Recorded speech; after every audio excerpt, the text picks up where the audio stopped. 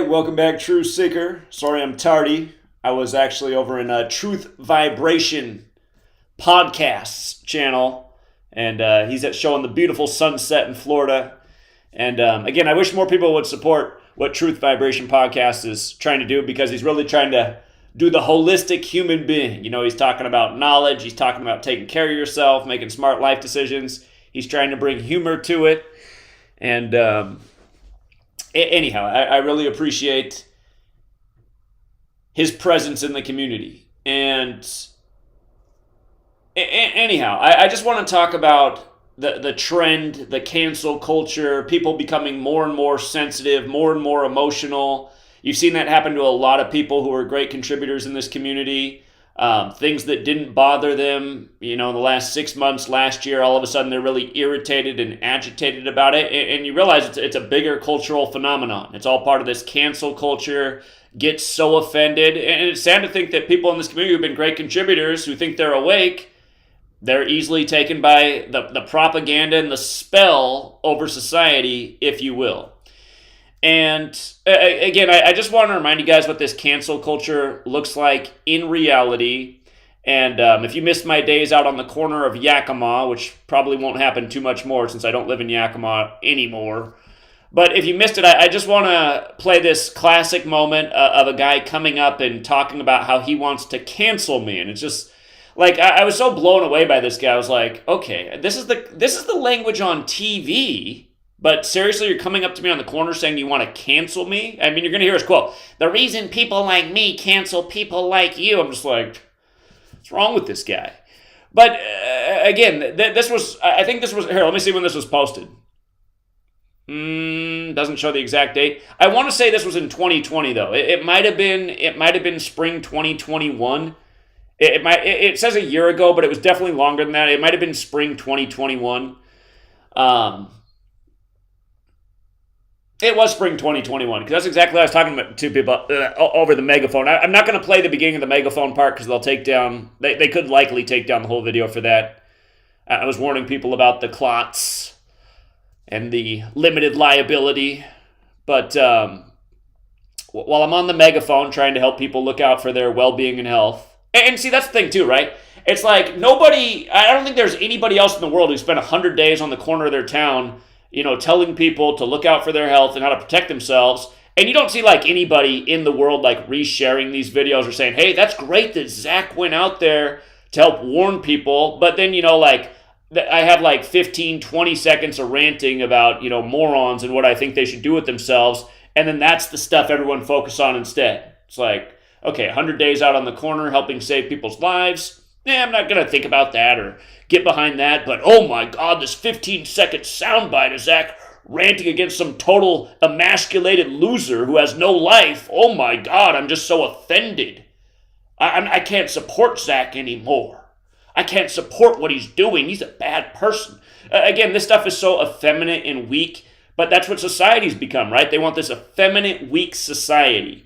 And, you know, you got guys like Chigozie Truth. He's built like a brick house. He's a huge stack of muscles, but inside he's like a little, you know, he's like a little old lady inside. I don't even know if that's the right analogy. You know, most little old ladies I've ever met have actually been kind of tough people. I don't know what to say. He's just like he's like a little infant daughter. It could be a little infant boy. He's like a little infant inside. He's just so soft and marshmallowy. And I think it's because a girl broke his heart. It's like, dude, you're a big, strong guy. Don't be so heartbroken and effeminate. Go out and find another lady. You know, women are attracted to big, strong guys as long as they're not mopey and living up in mom and dad's attic. But anyway, well, let's go back to this clip right here. And again, this is the kind of stuff that's become the Chigozie Truths of the world, the Bens of the world, the Kathys of the world.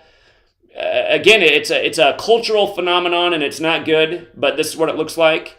And let's play it right here in case you never saw this in real action. So it's from my point of view, holding up the megaphone. And here comes Mr. Cancel Culture. Listen carefully at first, because it's kind of here. He's coming up behind me, and the camera's pointing this way. But if you listen carefully, you can hear this guy. So here we go. Hi. How you doing? Good. How are you? Doing well, thank you. Good. I just want to let you know that people like me cancel people like you because you're purveyors of death, And also, you're not even into science or anything. I know you think all this is going on, but reality is you're just uneducated. And why would you say I'm uneducated? You don't even know me. I know, and you don't know me. But I know what I know, and you know what you know, and we don't agree. I'm going to put you on camera so people can see who you are. Yeah, so you're going to come up and accuse me of being uneducated. So what do you know about me? What's my level of education? One thing. Now you don't know about me either. You know nothing about facts. You just listen to Fox. Well, so what facts am I saying incorrectly? You know. What? Name one fact that I'm saying incorrectly. Nothing. So what have I said that's wrong? Can I say something? Yeah. I will. The reason why people like me, and there's a lot of us, cancel people like you, it's not cancel. We don't want to be around people like you anymore. We just completely are out of touch. Well, you just came out here to talk to me. How am I out of touch, sir? You know why. No, I don't know why. You didn't say one thing that I said wrong. You're an idiot. I'm an idiot. How am I an idiot? Okay, you're the one walking around outside with a face diaper on. You look like a pussy, sir. I would say you're a pussy. I would say you're an American pussy with a big mouth, talking a lot of shit, and doesn't know what the fuck he's talking about. Yeah, but you're a big pussy. Keep your face diaper on. It's a fitting look for a little pussy like you. Yeah, keep walking away like a pussy. Oh, there goes your hat, dumbass. I'd pick it up for you, but you're a piece of shit. I know you will. Here, that's God sending you a message right there. Yo, we're still warned. You're evil. Yeah, I'm evil. Okay, go get the vaccine. Hey, go get the vaccine, sir. Like Bill Gates said, we can do a good job depopulating the worthless pieces of shit like you with vaccines. Go get one. Yeah. Okay. So, some people might not have liked the way that I handled that there. By the way, that clip's on the Zachary on the Corner, a man in a megaphone channel. But, some people might have thought that, Zach, the way you handled that was terrible. I'm sure my parents, neither of them would approve. But, again, you guys, that guy is under the spell, right? The reason people like me cancel people like you don't know what you're talking about. You're watching Fox. It's like, I don't watch Fox at all. I've been saying the same thing with my own mind from the beginning. I listened to what Bill Gates said in his 2010 TED Talk. I mean, he doesn't know anything about me. I was just trying to see what he knows about me. He's like, I don't know anything about you. It's like, okay, so I mean, you can almost guarantee I have a higher level of education than him. How can we almost guarantee that? Because I have almost a higher level of education than almost everybody living in this country. Not that that really means anything. A lot of people who have higher levels of education are the most indoctrinated people. That doesn't happen to be true for me. But again, it's not that I'm lacking education. It's not that I'm lacking intelligence. It's not that I'm lacking information. That guy is the one who you can imagine. I mean, it's highly likely he's tuning into CNN and MSNBC and ABC and CBS. He's not watching Fox, but he's watching other stations. They got the rivalry, right? If you don't watch Fox, pretty much all the other networks are against Fox. Fox is down to My Pillow guy. But my slippers at the greatest price ever. My new cotton slippers. Anyway. That guy represents what's going on in society. I mean, walking around outside with a mask on. You don't know anything about science. Well, I know I'm not a fucking retard, and I'm not wearing since when does a mask like that save you from... I mean, have you ever seen the movie, like, with the Deadly Contagion, where they're just going around in their little 10-cent mask, And like I was saying the whole time, if this was real, there'd be biohazard waste bins everywhere all over the country. But nope. At the front door of, like, every major retailer, you go to Target, they got the hand sanitizer, maybe a box of masks. I don't know if you guys ever saw when I shopped at COVID. Or did I call it COVID? They might as well rename it COVID. Costco laid down the COVID protocols. I don't know if you guys ever saw that stream. But I showed how to shop at Costco during the pandemic without a mask, and then it was a great stream. But then sadly, my Costco membership got canceled, which maybe isn't sadly. Again, they don't deserve my business. But and again, it was just if you didn't see that too. I mean, at least the guy who came up and confronted me, he had lost his whole he wasn't totally emasculated like that guy. He came up and he chest butted me. He's like, you need to put a mask on. I was like, dude, what about 6 feet all over the place? That's 6 feet. You're getting up all up in my face. You're like spitting through your mask. Then another guy comes up. He's like, you need to put a mask on. I was like, dude, have you looked at yourself in the mirror? It looks like literally you took a shit out of your mouth. Your whole mask is a bunch of brown stains. You should have seen the way that guy walked off. He was like so embarrassed. But anyway, again, the reason more and more people dislike a guy like me is because I haven't fit in with everybody else. I haven't lost my masculinity. I haven't become this politically correct loser with no personality.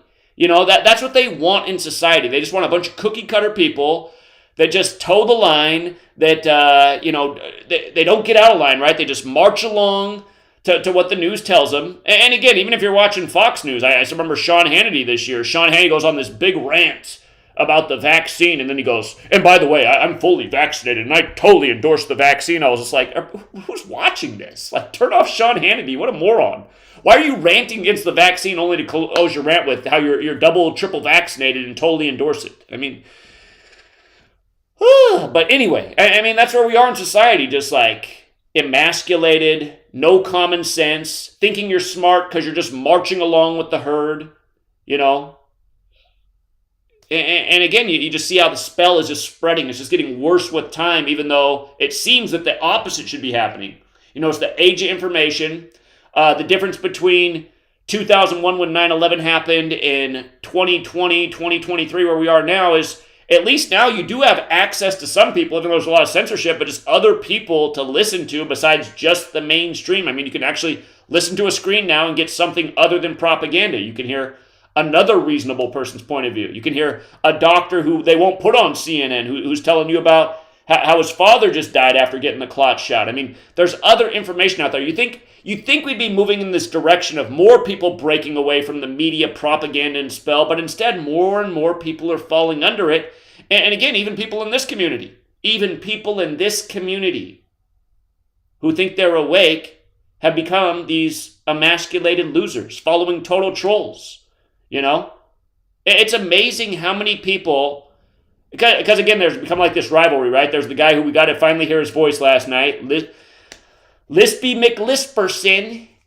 You know, just exactly what I knew he would sound like, because nobody else would do that besides somebody that likes to plug other men in the behind. And I told you guys a long time ago, if we ever find out anything about this guy, no doubt about it, you know, butt pirate. And now we know definitively that he is, but again, you see all of these people in this community who are getting behind this guy who's nothing but a liar, a loser, and a slanderer. You know, his latest video, Zach totally wrong about NASCAR. No, actually, I was totally right again. Again, they sync up the NASCAR with the Super Bowl, and that's why people in the community won money again. Again, people who used their own mind and said, well, Zach said look for 212 and 57. Who won the NASCAR race? Oh, a driver whose name equals 212, whose owner was 57 years old, and not only that, he won it in 212 laps. So, I mean, this guy just keeps totally putting out false information. Losers, and again, I'm going to call you out, Chigozie. Losers like Chigozie, who live at home with their parents, who are really like little infants inside, might be big and strong on the outside, but a little infant inside, they're getting behind this guy. And again, the only sense I can make of it is just that they figured out how to make this younger generation is just so weak, you know. They didn't grow up in the time of playing Smear the Queer. That was the game we played at recess. You know, they didn't grow up in the 90s where if you were a little bitch, you got called a FAG. And back then, you didn't want to be a FAG. Now it's the coolest thing. And look, you have all these guys that dress like girls, act like girls, conduct themselves online like girls. Again, this is what they want. They took away what some people might look back and say, oh, that's horrible. Smear the Queer, calling people that word. Hey, you know what? Society was a million times better back then for a million different reasons.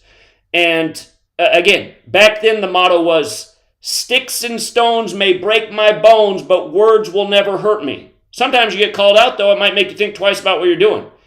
Look at all the new little memes online that have totally taken that phrase and turned it into, sticks and stones may break my bones, but words can seriously damage my internal state of being. It's just like, oh my God. Yeah, if you allow it to. And again, it's just like, this girl in the community. It turns out the real reason she was invested in the community is because she wanted to steal me away from Sweet Lady. She pretty much said it in her own words. The real reason she's been doing the work and the real reason she came out to Seattle was because she wanted me to be her guy. Okay. She should have known already that, I'm always straight up. And she's not the first woman to come along and do this. That, I'm very happy with Sweet Lady.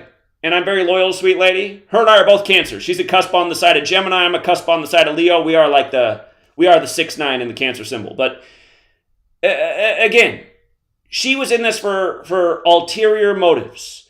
And, now through all her drama, she's like opening herself up to all the trolls, and you see how Chigozi's all in there, and the Lispy McLisperson's in there, and you know the loser guy who keeps calling in a TFR like in a nice voice, and then he gets offline. He's sending me threats through my phone because he got my number. Allie's calling right now. Well, here, what do you guys think, chat? I guess Allie's watching. Should I take Allie's call? Should we hear Allie out? Here, without even a vote, I'm going to let Allie speak her mind, but if it gets too bad, it's not going to go on for long. Okay, Allie, you're on. Zach, stop slandering me. How am I slandering you? How am I slandering you? Because you're taking a private conversation. You told me it's not private. You made it public yesterday. Because you told me I'm a bad decoder, Zach. Then I didn't say you were a bad decoder. Grudge feelings, but I didn't say you were a bad decoder. Completely professional. I have receipts, Zach. I have a fucking text from you. By the way, Zach, I acted professionally for you for 3 whole years. That was not my intents and purposes, and you are slandering me right now. What I said to you was that because you called me a bad decoder, I said, okay, you know what? I think you're such a miserable and terrible person that I could have done better for you than your whatever controlled agent. And your mom should be ashamed of you. And your moderator should be ashamed. Because I've actually met your mom and she seems like a decent person. But for your mom to hear the things that come out of your mouth. She doesn't like it. It's not my mom's fault. My mom doesn't like what I say. She always tells me not to say that. It's unbearable that you're... Allie. Right now. Hold on, Allie. I'm not telling any lies, first of all. But second of all, think about the way you are about this. For all the years, like you even just said in a recent stream, you said, I like when Zach rants. It's funny. He's angry about certain things. You were supportive, but now you've gotten into this like petty childish thing because why do you think that happened, Zach? Because you've said to other people in the community that they deserve a bullet in their head, and then Itachi, I didn't say that to anybody in the community. I've never said that to anybody in the community. Hold on. I never said that to anybody in the community. Simon Dan's not part of the community. It doesn't matter. He's a human being, Zach. He's a human being. It doesn't matter. Allie, though, consistency, right? Deserves a bullet to their head. And because Says who? Allie, hold on. Allie, okay. Here, I'm going to put you on mute for a second. If you want to hang on, I'll let you speak again. But, okay, you guys, Allie is a woman, right? So, I don't expect consistency from women, right? I treat women different than I treat men. Not like in a derogatory way, but just I know that women are more emotional. You know, they can change with the wind. I know this experience from having an older sister and a mother and, you know, several girlfriends in the past. Again, I try to treat women different than I treat men. I'm a lot more lenient and patient with women. But Allie right now she's always been supportive of the work, but then what recently happened is, you know, Itachi and her got into a feud online, and then she wanted me to scold Itachi, and I talked to both of them privately, and I said why they're both assets to the community, and if they can't get along, just to move on. But Allie can't get over this. I don't know if Itachi's still dwelling on it. Again, I'm not trying to pay attention. Itachi's not, you know, like calling me and asking me to ban Allie, but Allie wants me to. It's just like, Allie, I don't ban people from the community. That's not what goes on. But again, it's just like, this is like playground childish stuff. But again, Allie, you can't just totally switch your stance on what I've been doing for the last few years just because you now have this rivalry with Itachi. I mean, that is the kind of stuff that I would expect more from a woman than a man, but this stream's really about just calling out the men like Chigozi and Ben, who've become like you and are literally like being led around by Lispy McLisperson, who's a total loser and fraud and liar, the kind of people who you're now entertaining and giving a platform to. And anyway, again, Allie, it seems like we're just going in circles, so I will let you back on. But I want you to make a logical point about how you can just flip on a switch over the Itachi thing. I mean, I can't control Itachi's behavior. You're blaming me for Itachi, and then you're saying things that aren't true. Again, I've never told anybody in this community to put a bullet in their head. I've said that to all the losers and slanderers and trolls who hang around 24/7, 365, which you don't know what that's like. You've never been trolled by somebody every single day for 7 years straight of your life. If I'm going to occasionally rant against that, I think reasonable people can understand why I'm ranting the way I do. And the other thing is, Ali, in your stream yesterday, you said I got boring. I used to be like a rock star revolutionary was your quote. And you said now I'm like an old boring man with a picket fence. It's like, well, rock stars, they kind of say things that are controversial. Revolutionaries, they definitely put bullets in people's heads. That's part of a revolution. And so, again, I don't think you know what you want. I think you're just like have all these hysterical different ideas that don't really make sense and aren't consistent, but you're just like trapped in an emotional whirlwind. And again, I've given you a lot of time privately. I've listened to you a lot privately. And I've tried to help you out, but every time I try to help you out, it seems to just make you go online and make it angry or rant against me. And you know what? I've had Derek do the same thing. And Derek, like I've said, is a total emasculated guy, lives with cats. So again, I'm really going more after the men in the community who act like women. But go ahead, Ali, and just tell me where logically you're coming from. Is there any real logical place that you think you're coming from? So here we go. Wow, you want me to address 5 statements in one. First of all, did you or did you not report Itachi's stream for bullying and harassment? Yes or no? No, I haven't done that to anybody's stream. I haven't done that to Sports Gematria's stream. I mean, that's all he's doing, right? You can say he's bullying, harassing, but it's his channel. He can do whatever he wants. Is Sports Gematria issuing death threats against you? Yes or no? I don't know because I don't really watch his videos. He is not. Okay? You will go on live right now and tell me, your followers, that Chigozi Truth is emasculated. That he is. He is. He is, absolutely. You will not say, is Itachi emasculated, yes or no? Well, here, you want me to call out Itachi? Itachi. Itachi knows he should not say certain things he says if he really can't back it up. And I'm not going to, Itachi knows what I'm saying right now, but I don't want to put Itachi in a bad place, but Itachi, you should not say things that you cannot back up. Like, here, for example, to be somewhat vague about it, Itachi can't put any bullets in anybody's head, because he's missing a key piece of the ingredient. And that's why I told you, Ali, he's just ranting. He does the same rant over and over. It's an empty threat. But yeah, again, sometimes when you're high, you say things you shouldn't say. Like, have you ever heard the phrase, like, what are you, high? I mean, you could say that to Itachi all the time. What are you, high? Itachi gets high, and then he rants crazy. And I speak from experience. Sometimes, like when I smoke, sometimes I have my angriest rants in those moments. So, anyway. Zach, it's so hypocritical to call out people like Gematrinator and Chigozi who have never... No, it's not. Itachi's never come at me. Itachi's never tried to slander me. I don't have a problem with Itachi. I'm not going to create a problem with Itachi over you. Hey, Ali, I also come from the generation... Don't take this the wrong way. I'm not calling you a hoe, but again, the phrase from my generation is bros before hoes. You got to look out for your brothers first, and I don't mean that as an offense at all, but that's also part of my generation. You are sickening. You are making the work look terrible, Zach. And you Ali, look at the videos I put out. Look at the videos I put out in the last 2 days. I don't make the work look terrible. I make the work look rock solid and show how it is perfectly used to tear apart this nation each day. And I try not to get into little sputes and stuff with other people. But the problem is, the reason I'm calling out people in this community is because they become the problem and the instigators. The Dereks of the world have started all kinds of false rumors. I mean, Derek literally said that he would think about correcting the mistake that he made because he knew he made a mistake by spreading the rumor about the president. He said he'd think about doing that, and he never did it. That is not a man. A man would say, okay, I fucked up. I'm going to make a video and say, you know what, you guys, sorry, I started this false rumor about Zach. I just want to apologize for that. He didn't have that in him. That's not a man to me. That's why when I look at Derek with the cats in the room, and again, what I know from the girl I set him up with, Derek, I mean, thank you for creating a Gematrinator. I still like to work with you in the future, but at the end of the day, I don't think of like if there's a scale of man to womanish man, his scale's way more on the womanish man side. You know what I mean? Is Itachi a man to you? Is he the man?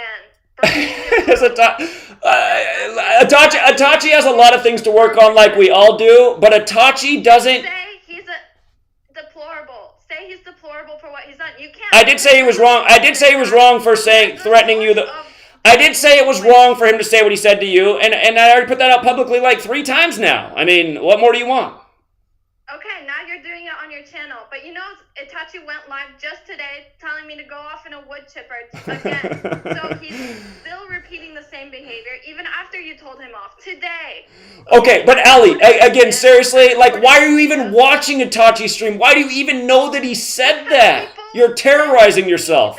People send it to me, okay? Exactly, and that's actually really what the stream's about, is like, God, it's like, you guys, are we seriously trying to fight the cabal and get knowledge information out, or are we just all getting caught up in petty drama and circulating that, and really that's what people do? I seriously believe that normal, good people with good hearts are going to care about Gematria when you're the cult leader and you have said the things that you've said. Ali, again, for all the nice things I've done, okay, here, Ali, here, to make a fair point, I've spent hours on streams talking about, like, if you're dealing with suicide and how to work out and have community to make better choices. Nobody talks about that, but I've gone on a few rants at a time talking to total losers about how this is literally their life. Think about the razor blades in the bathtub. Think about, the shotgun in the mouth. I mean, not nice things to say, but I'm talking to total losers. Hey, Ali, seriously. Ali, seriously. If Lispy McLisperson... Tell me who's my favorite rock star, Zach? Jimi Hendrix. Jimi Hendrix. Do you think he ever told his haters all those things that you said in the 1960s when things were much worse in this planet? I don't know everything he said off there. All I know about Jimi Hendrix is what was recorded on record, so... Well, he was a fine human being, and he conducted himself fairly, and he got a ton of hate mail, and he never went on record saying terrible things. And you're telling me in this modern era that you can go on record saying all these evil things about... No, I didn't say that. I didn't say it was a good idea. Just like I said yesterday on your stream, I said... Still using this terrible language. Ali, I didn't say it was a good idea. You've sided with a bro who is a psychopath. And Zach, for the record, I've been professional to you for 3 years. I've never asked you if you had a girlfriend, whatever, etc. All I know about is things you've said publicly in your stream. And so I'm just telling you from my outside perspective that as a woman, you can do better. And when I was single, maybe I had considered it, but every time I considered it, the thoughts of you having said all this toxic stuff in the community, I would never. And no human who has a good... Well, Ali, that's why I'm right. That is why I am right with the right person. You could have a sweet lady. She's not a sweet lady. She's hearing the vomit and the verbal toxicity that's coming out of She doesn't think it's that great either. Hey, sweet lady doesn't think that's great either, but she also doesn't just like melt down and have a conniption, and she knows where I'm coming from. So right, okay. Negative feedback loop. Good luck, Zach. History's on my side because they know that I've never done anything wrong. And stop slandering me is all because... Well, Ali, I didn't slander you, right? I just stated exactly what you stated publicly. No, you did not. You can pull up the text and say exactly what I said, but you did not. You were so off. You're making it seem like I've been hitting on you for 3 years when I haven't. No. I didn't make it seem that way. I just like I said yesterday, you just brought all this to light this week. You just brought all this to light this week. Okay, you know what? That's funny guy. So I'm gonna tell you this story and like put the truth out there. That's it. But like I'm so over this. I'm gonna hang up now. Okay, well, Ali, my advice to you, stop feeding on all the drama. It's not good for you. It's not healthy. I mean... You're not healthy. And no, you're not healthy. I'm gonna talk to Jeff Young, by the way, because you are so toxic, and I can't believe that someone with such high prestige in the industry could associate with them. And that's why you've never met Jeff Young and vice versa. I get it now. Okay. You are so toxic, okay? Bye. Okay, take care, Ali. Bye.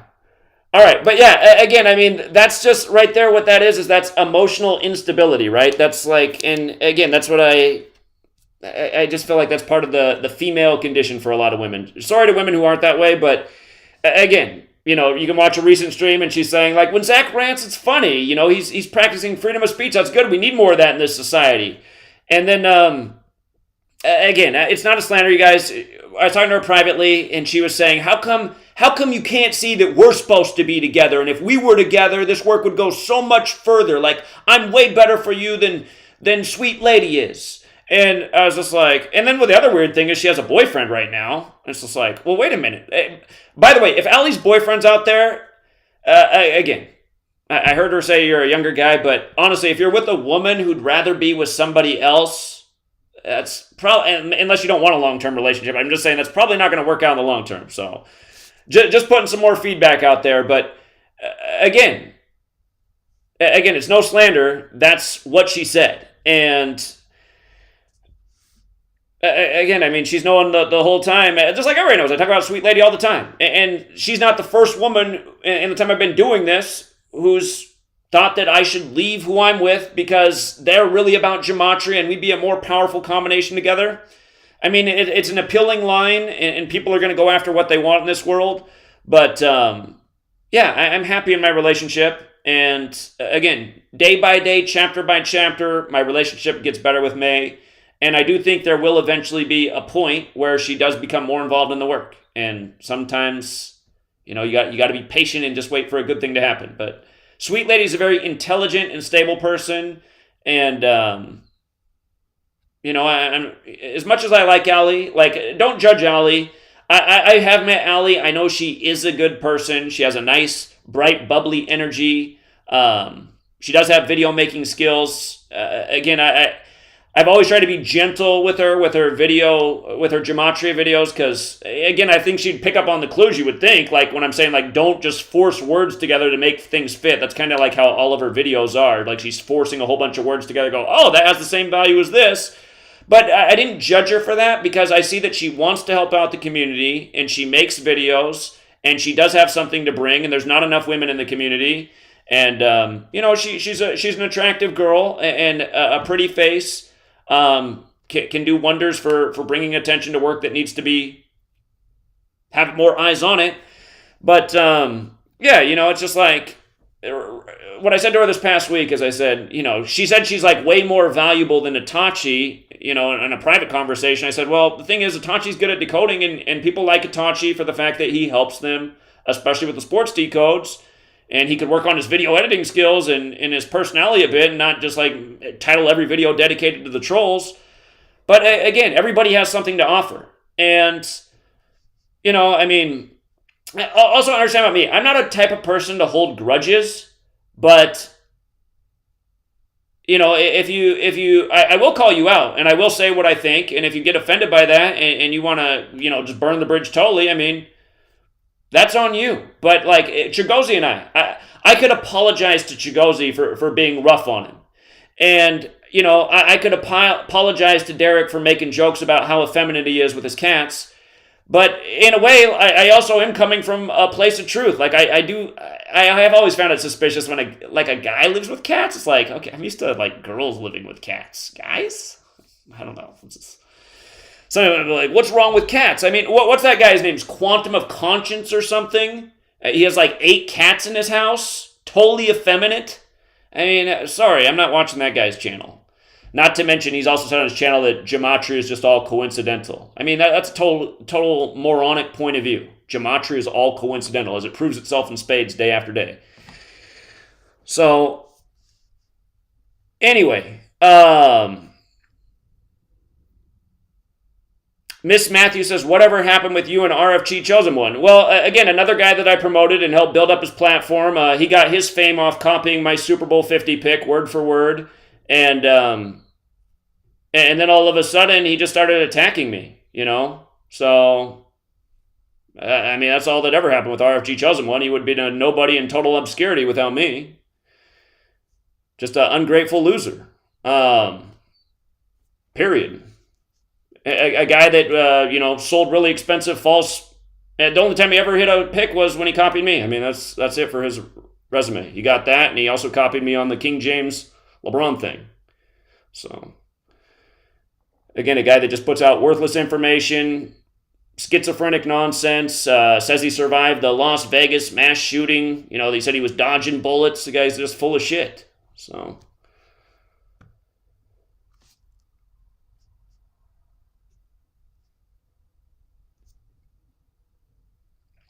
Layla, your opinion, I see it in the chat, your opinion doesn't make any sense. I'm not leading her on at all. I told her that there's no room. I said, I told her that, go find another guy. I said, plus I'm older than you. I said, find someone closer to your age.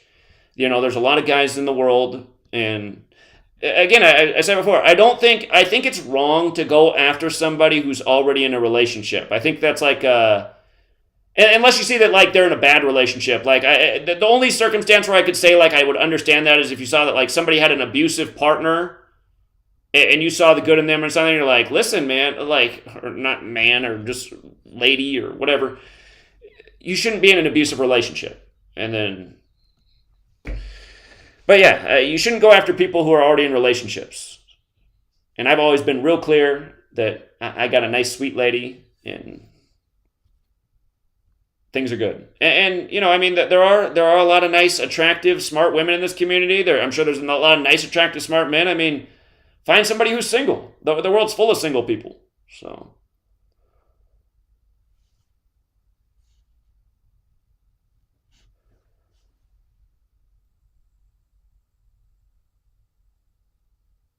Have I ever heard of gang stalking? Yeah, I've experienced it, you know. Have I ever heard of gang stalking? Look into all the stuff that happened to me in the early years of this research. I mean, I was gang stalked and harassed and followed and car crashed into, arrested in my own driveway only when I got released from jail. 2 pickup trucks pull up in front, a whole bunch of guys get out of the car, just holding guns in front of the house. I know all about gang stalking, so... Exactly, Nathan. And they are slowing the work down. I mean, the infiltrators are slowing the work down. The emasculated, weak people are falling for it.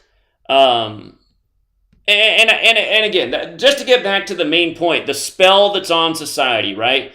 It's like they want us in a low vibration. The music's meant to keep us in a low vibration. The TV programming. Do you guys ever question like why almost every movie made is about violence and killing? I mean, it's like over half of movies. Why do they constantly just want us watching like violence and death and killing? Why? What's that about? An actual good movie comes out, it's like it has no hype, it has no previews, you don't even hear about it. If you're lucky, you find it in the Netflix feed. You know, I can't remember what it was, something about the crawdads, where the crawdads lay or something. If you have Netflix, type in crawdads. Like, to me, that's a good movie. I like that movie. I never heard about that movie anywhere, but great movie, great story, great everything. And, you know, just to give some credit to women, the movie's about a strong woman. She comes from an abusive, poor family. Dad beats and abuses everyone in the house. Mom leaves. The children run away. And next thing she knows, she's all alone in a shack in the middle of a swamp, and has to take care of herself. And then the town that lives around there refers to her as Swamp Girl, Swamp Creature. You know, they have all these beliefs about what's wrong with the Swamp Girl. Everybody makes fun of her. And she just perseveres and overcomes, and she meets a guy that teaches her how to read and write because she has no education. And then because she has all this knowledge of the swamp, she just starts making books about the swamp life, and it starts taking off, and people are buying her books about, you know, the knowledge of, you know, the flora and fauna and animals and everything in the region, in the Everglades. And yeah, and there's some other cool story elements to it too, including being clever enough to get away. And again, for all the people who say it's wrong to kill somebody, she kills a total loser. I don't want to ruin the movie. Sorry. I could be wrong about that. But anyway, there's a total loser abuser in her life, and she might very well get away with murder in the movie. And to me, it's not wrong. It's like, yeah, you got some horrible human being that's just trying to ruin your life. Right on. So I totally disagree. Ali was calling in saying, like, nobody deserves to die. I totally disagree. I totally disagree. I don't care if you disagree with me. I don't come from, you know, this book. Oh, this is the most holy book there ever was. Give Caesar his taxes, turn the other cheek, get raped by your government. I mean, the book doesn't even make any sense. And then in the other verse, he came to bring the sword. It's like, what is this? Turn the other cheek, bring the sword. Which one is it? This book doesn't make any sense. Is this book supposed to make sense? Because it doesn't. This book doesn't make any sense, but I see how it's a good book to confuse you and make you a good slave and pay your taxes. Let me just go to church every Sunday and eat his body and drink his blood. Yeah, that's what being a good person is. Going in every Sunday and putting money in the plate and then drinking the blood and eating the body. Yeah, here's my mom's line. We're going to go to church this Sunday because everyone in my family goes to church. It's like, well, everyone in your family's kind of dumb, aren't they? Like, nobody has any money. They're all kind of dumb. They're low educated. They're a bunch of redneck hicks. They don't know anything about anything. They all fight with each other. So what? Because they all go to church and eat the blood and drink the body, we're going to do it too? What, just keep marching in the idiot parade? Again, yeah, and I don't want to go down that road, but yeah, again, just everything in this society that people are so all about, the fake religion, the fake government, just all this stuff. Oh, it's nonviolence. It's like, sorry, you guys, I've decided I'm not going to go to D.C. on April 7th for Will's birthday because honestly, I don't want to support Will. Will seems like a loser to me. I got to be perfectly honest. Another guy that comes with the emasculated energy. Here's what I know about Will. I bought him lunch, and then he didn't even say thank you, and he had like this shitty attitude about it. He didn't even finish his food. I'm just like, doesn't even finish his food? Anyway. But yeah, I don't want to go there. And again, it's just like, again, he's just under the mind control. The mind control. And I was saying things like, oh, asking people, you really think it's like the Jesuit? It's just like, this guy's a punk, man. I'm not coming out for your birthday. I'm not bringing it. You don't deserve anything for your birthday, buddy. Go out and be by yourself and talk about nonviolence and all this weak-ass bullshit that's never going to do anything. Sorry. That guy's under the spell. Again, there needs to be a violent revolution. You know why it needs to be violent? Because the people who rule over us are violent. They rule over you with violence. Do this or we'll kill you. Do this or we'll put you in a jail cell. Sorry. It's like, you know what? They might have all that way more. Uh-oh. Says I'm offline.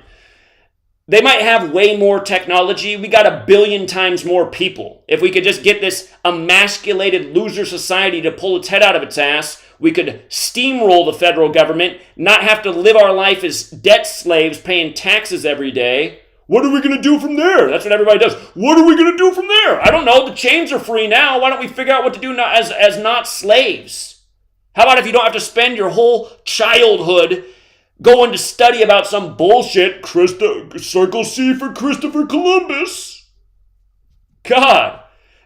Just everybody's the same way. Well, if we get free, then what are we going to do?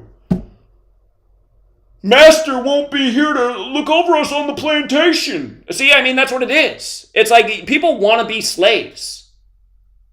Weakness. They raised a whole bunch of weak-ass people that are not self-sufficient. They need someone to take care of them. They need someone to tell them what to do. I vocalize the opposite of all of this shit. And if you disagree with any of it, that's fine. I'm not saying you have to agree with everything. Come bring a reasonable argument. Will the other week said he was going to debate me on nonviolence, and I've been waiting for him. Where's the crickets? I asked him like 5 times, what happened to the debate, Will? What happened to the debate, Will? Nothing.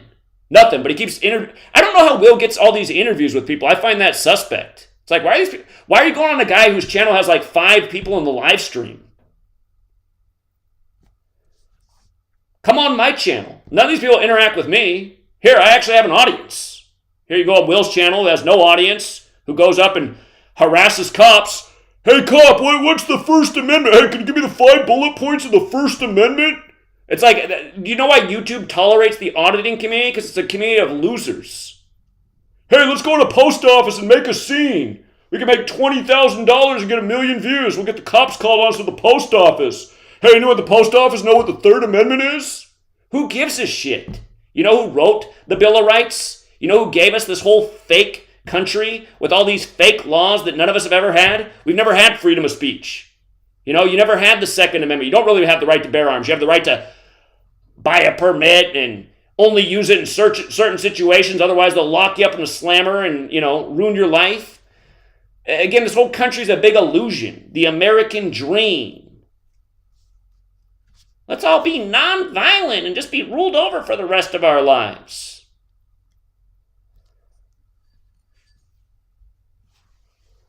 So anyway,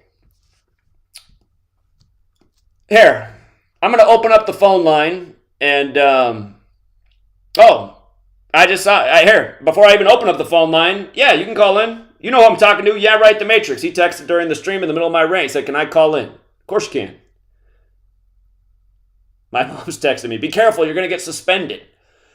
Again, that's the thing too. It's just like that total loser Jim Bob. He calls me the agent because I go on his stream. Again, when he's talking about Gematria. It's Gematria, he says.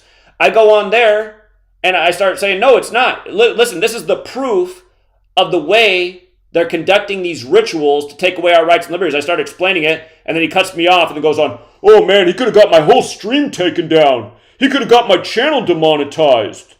See?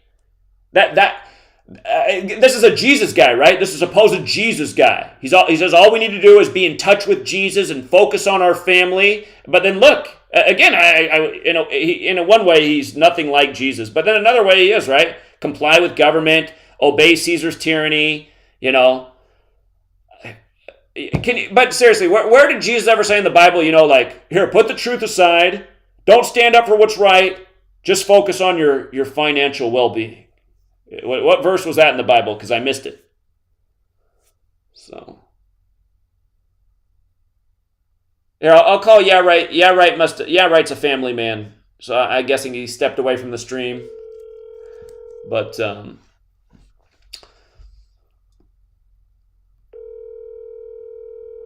he'll call back eventually if he's not available.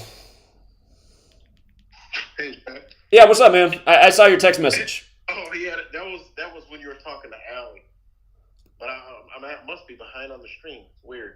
I was actually. Well, here you can come back to the Allie point if you want to make a point. I know you were trying to make good points to her yesterday, and she called you a boomer. Yeah, I don't even know where to begin.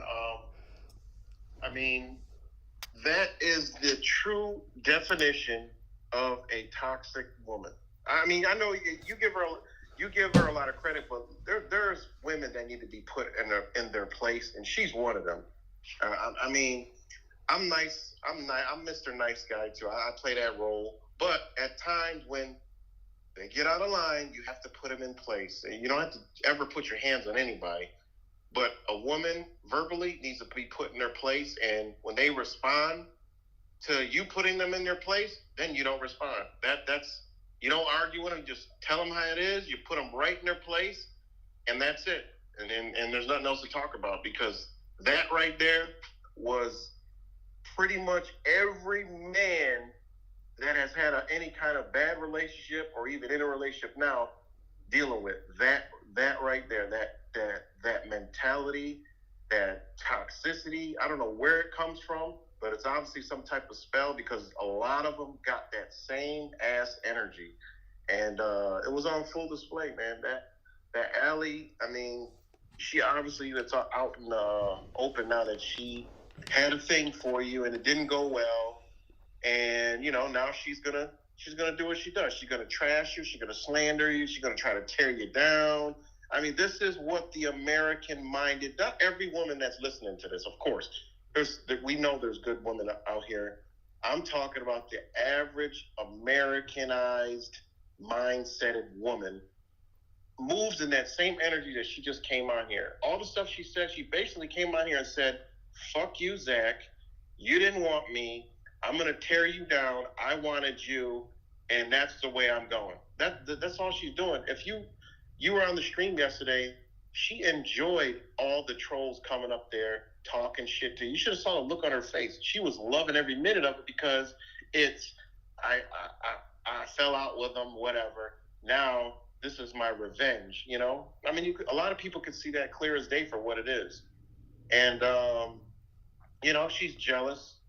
Like we talked about it yesterday on her stream. She's extremely jealous of your situation, and your woman is a real woman. That's why she's in the background. That's where she should be. Why would she need to be on the front lines with you? You're on the front lines. Why would your woman have to be out there in this war with you? It don't work like that. That's just like my woman. She's going to be in the cut. I've already been there with a woman that wanted to be all up in the mix, and look how that shit turned out. Your woman should be in the cut somewhere. Your woman shouldn't be out there in the forefront for all the trolls and all the negativity. Now she's got to absorb that, and it's going to cause friction in your relationship. So, you're doing exactly, what you should be doing. And this is actually a learning, a learning thing for a lot of people that is watching this shit, because there's a lot of this energy out there.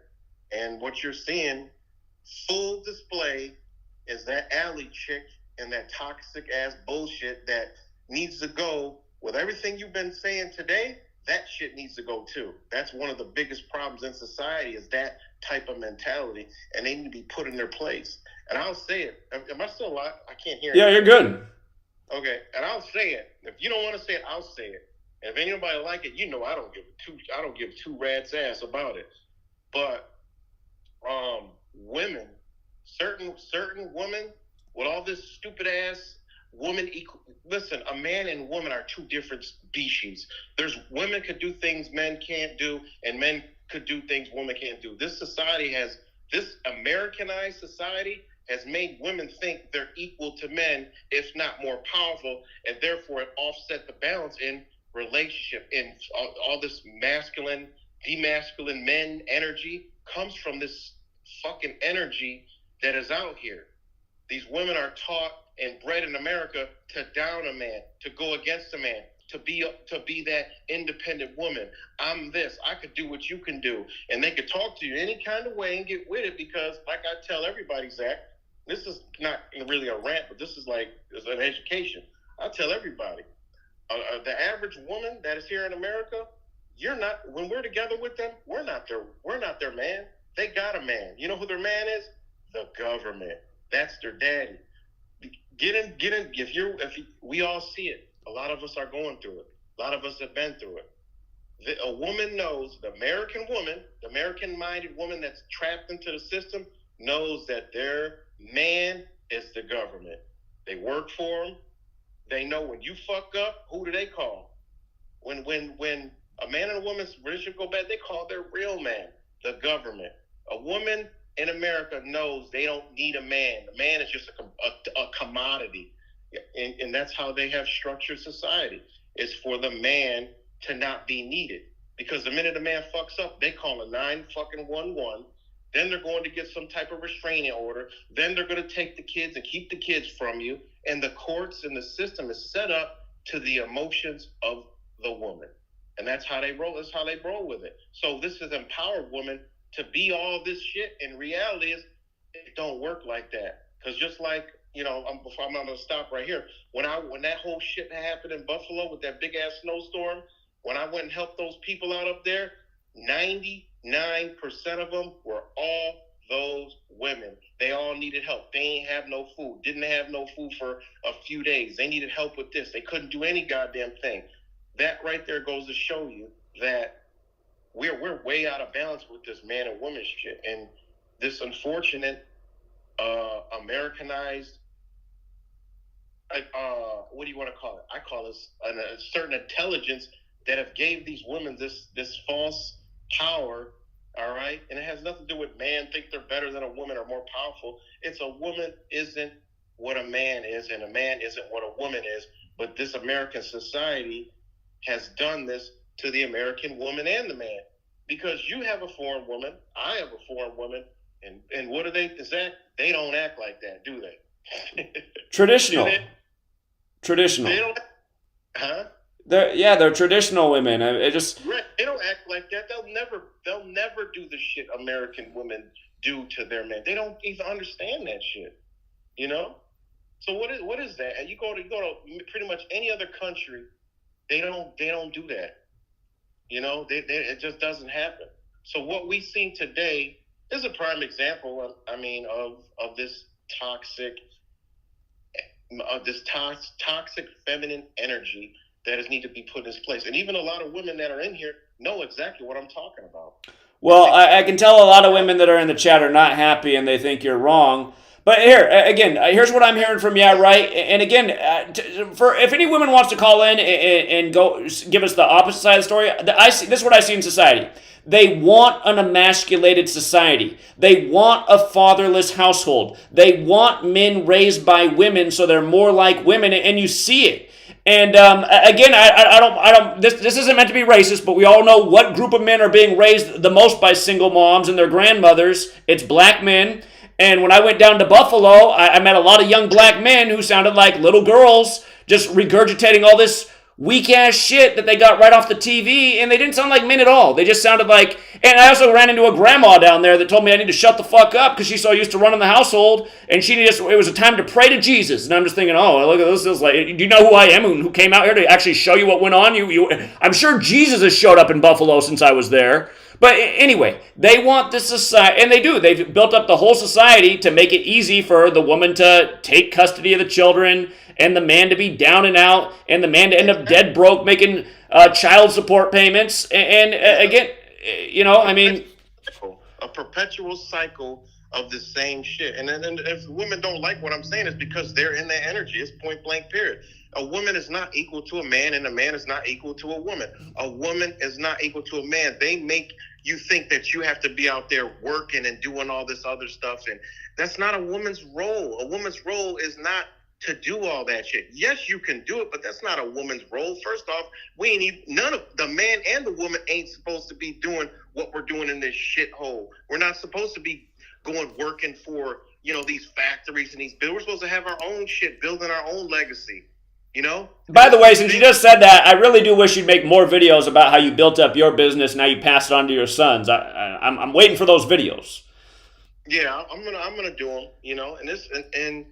And this what I'm talking about is I talk to so many people that have these same thing. I'm in a lot of groups where it's literally 70, 80,000 group members strong about what happens to fathers who split from the woman. And it's all the same. How is it all the same? Everyone's doing the same. I mean, people put their text messages from their former, girlfriend or whatever, and it's all the same shit. It's like, damn, do they all have a manual they go to? Because it's all the same stuff. Keep the kids, use them as bait, slander them, make them call the cops on them, just do all kind of crazy shit. I mean, it's obviously a program, and the people are under this spell, and this is just what they do. Because other places, other countries, other cultures, they wouldn't even think about doing no shit like that. Here, I just want to make a point right now. My mom's going to get mad, but she's getting triggered in the chat because she doesn't like this conversation. And my mom's the typical American woman. She thinks she's the man. She thinks she should run the house. And again, like Right just said, women. A lot of women's real daddy and father might be the government. I mean, my mom was just toe for toe with everything government taught. Go to church. Go to college. There's no other options. Church and college, that's it. That's what the state wants. Check this out. Let me clarify more. The reason why the government is their real man is because that's who gives them the money. I tell people all the time, I take care of my family, but I really don't, because who's on all the money? Think about it. I got to go get the paper from the same people that takes care of all of us. And I tell people all the time this. I go, look, we don't truly take care of our family. We think we do. It's an illusion we do, but the government does. Just when you're in a relationship and you split up, go look, you'll see quickly who owns your children. I know my kids are owned. I mean, who has true custody of your child? You don't. People don't understand when you have a baby, if you're with your woman, sign the birth certificate. What you actually did is you signed your child support at birth with the birth certificate, which gave them power of attorney for you to be responsible financially to that certificate with your woman. People don't understand how this system works. That's why they're all mad and bent out of shape at what I'm saying, because what I'm saying is real from experience and going through this shit and then teaching this shit to other people. This is what is happening. And it goes back to how women have this mentality as, I don't need a man, is because they got a credit card. Who's the credit card companies? Another man. Who's got their car payment? Another man. Who's the other man? Their job, wherever they're getting their money from. That's why they have this mentality. I don't need no man. I'm an independent woman. I'm going to do it all myself. And society has built this and put this into women's mind, that I don't need a man shit. You know what I'm saying? But here, yeah, exactly. Here, I want to make a point too. My mom's in the chat getting triggered, but here's a fair point. My mom, my mom will go through all of her talking points. It is true. My mom, she's a hard worker, and she never got shit from anybody, and she sustained herself, and she raised her daughter.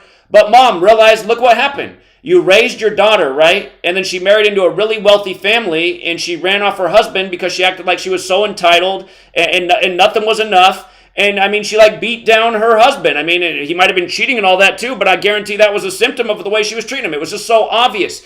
She learned that from you. That's what's going on with American women. It's just like out of control, terrible behavior. Again, and it's like they don't have a mirror to see what's going on. You raised your daughter that ran off a really good guy because of the way she treated him.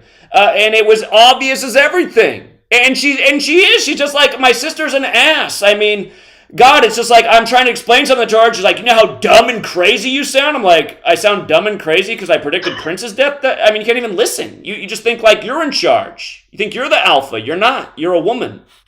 Right. My situation is the same. I was raised as a single mom. My mom raised me the best she can. I mean, my mom did a great job. She worked hard. She was she raised me and my sister. So, I mean, I come from the same thing. I mean, my mom did it. I didn't meet my dad till I was like 24 years old. My mom did it all. She raised us, did a damn good job of raising us. You know, in the hood. I grew up in the hood. My mom was white. My father was black.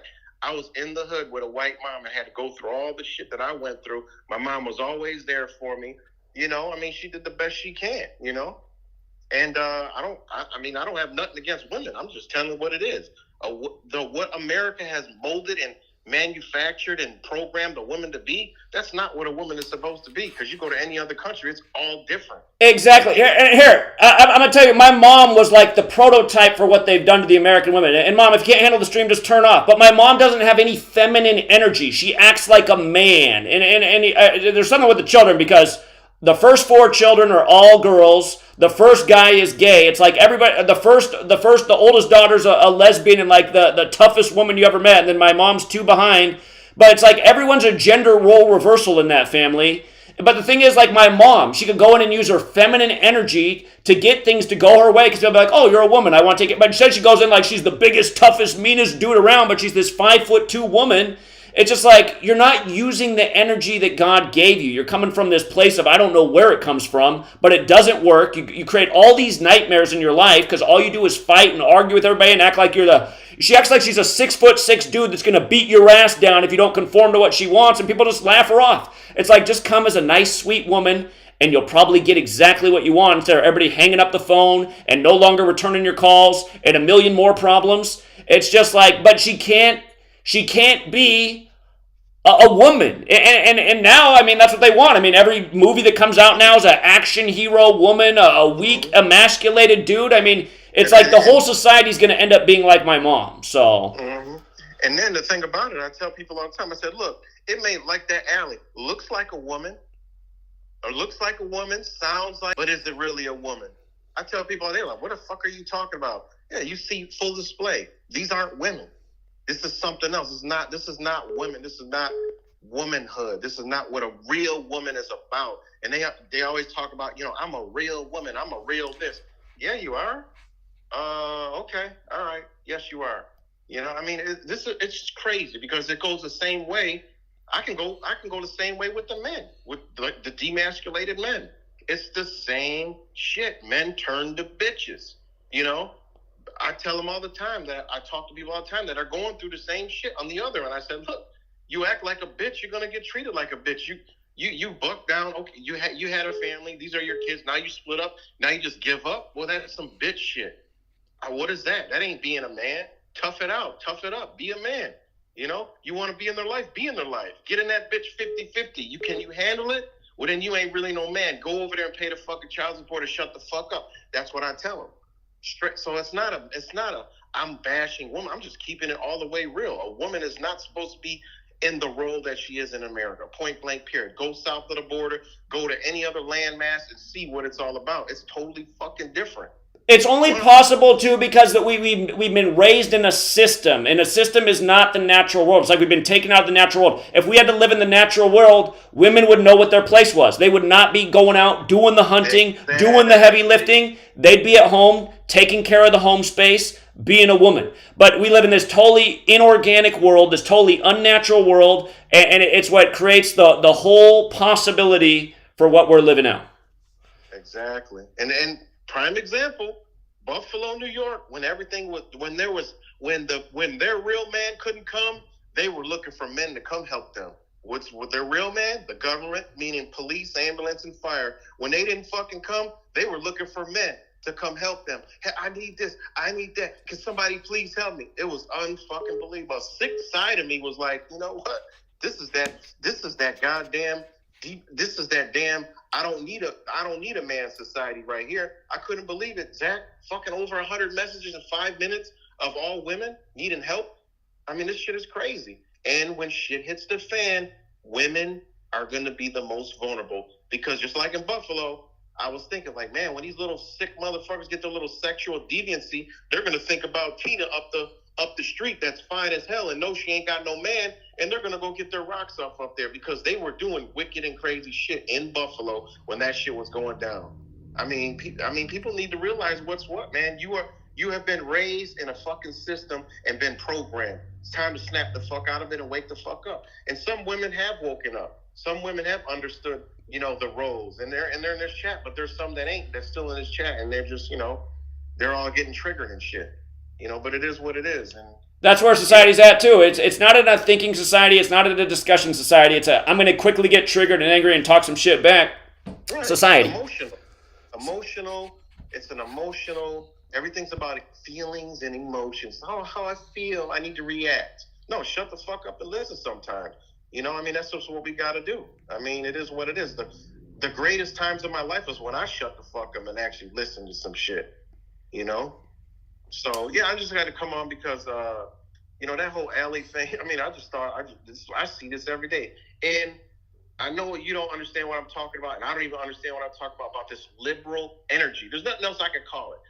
The whole mainstream, I mean, they use it, all right? Because they told you. They basically sold us, literally, if you're not a liberal, you're a fucking terrorist. So it's this energy that's out here. I don't know what to call it, but it has embodied many people. And that alley, and I've been telling you on the side, she has that energy. I see it. She has all the talking points of a liberal, all the ideologies of a liberal, but she's on the kind of the other side. I see it all the time, you know, and this is what she's embodied. So she has this inner, and mixed with all this, you know, this toxic women energy she's got in her, you know. I mean, I can't explain, but a lot of people, a lot of the trolls, they all say the same thing. I mean, this is the energy to divide. This is what they use. Malcolm X talked about this shit back in the 60s. This liberal energy, they know when to bring it.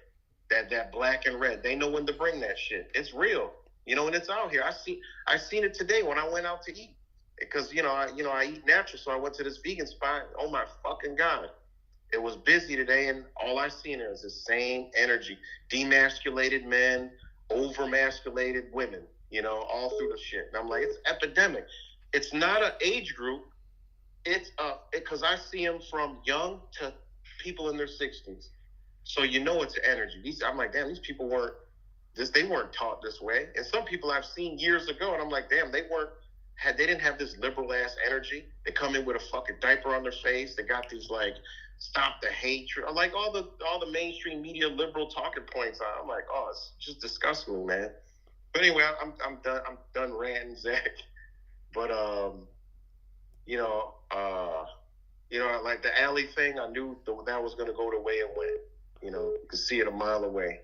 Well, I'm hoping that she can bring it back and be helpful to the community again. But yeah, right now it's she didn't get what she wants, so now she's just flipping the switch and just creating chaos. But yeah, so it is what it is. And like I said, I'll let somebody else get in, and I'll drop down in the chat. And keep doing what you're doing. Appreciate it, and hope people learn. I mean, this is what we're dealing with. What you're talking about now is what is going on in this world. Emotions and feelings is destroying our fucking whole entire reality. Look at mainstream. It's all about what? Censorship, cancel culture. You can't say this. You can't say that. I mean, what the fuck? And people are falling into it.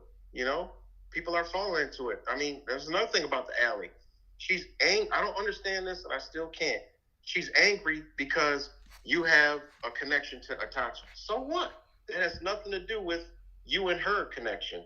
And this is another thing people can't get is I can like you, Zach. I like you, and people hate me for it. I don't give a fuck. I just, you like Will. Here we go, Will Turpin. I'm cool with Will. You beef with Will. So that's just, I don't got to be mad at Will or be mad at Zach because you guys got a beef. It don't work. Life don't work like that. And that's another problem in society. People group up with anger and they don't even have they don't even have they don't even know why. If you ask a lot of your trolls or ex people used to rock out with you why they hate you, they're gonna say because this person. They're not gonna say that you did nothing to them. You know? They're not gonna say well, a lot of them are gonna say because Zach doesn't like the flat earth. That's what they're gonna say. It's gonna be because you didn't like somebody else that he didn't agree with me on the flat earth. He doesn't support Jesus. And it's like Jacozy. I'm cool with Jacozy, but that's the thing is, I don't know where you and Jacozy's beef is at, but I bet you. Yeah, it's just again, he met the woman. He met the woman who runs up the bar tab and then talks shit behind people's back, and then he decided that he's better friends with her. And again, that's the thing too. I was hearing all this stuff the whole time that I need to watch out for her because she's a snake in the grass. And, you know, she's convinced a lot of people that I'm the bad guy. And it's like, God, all I ever did for her was give her free lunch, a whole bunch of books, hoodies, and then ran up a $400 bar tab when I didn't even want to drink because she ordered the most expensive shots on the shelf. And Itachi's like, so what? That's just her personality. I was like, I don't know if she's a voodoo practitioner and she got you guys under a spell or what, but none of this shit's making any sense. But it is what's going on, so.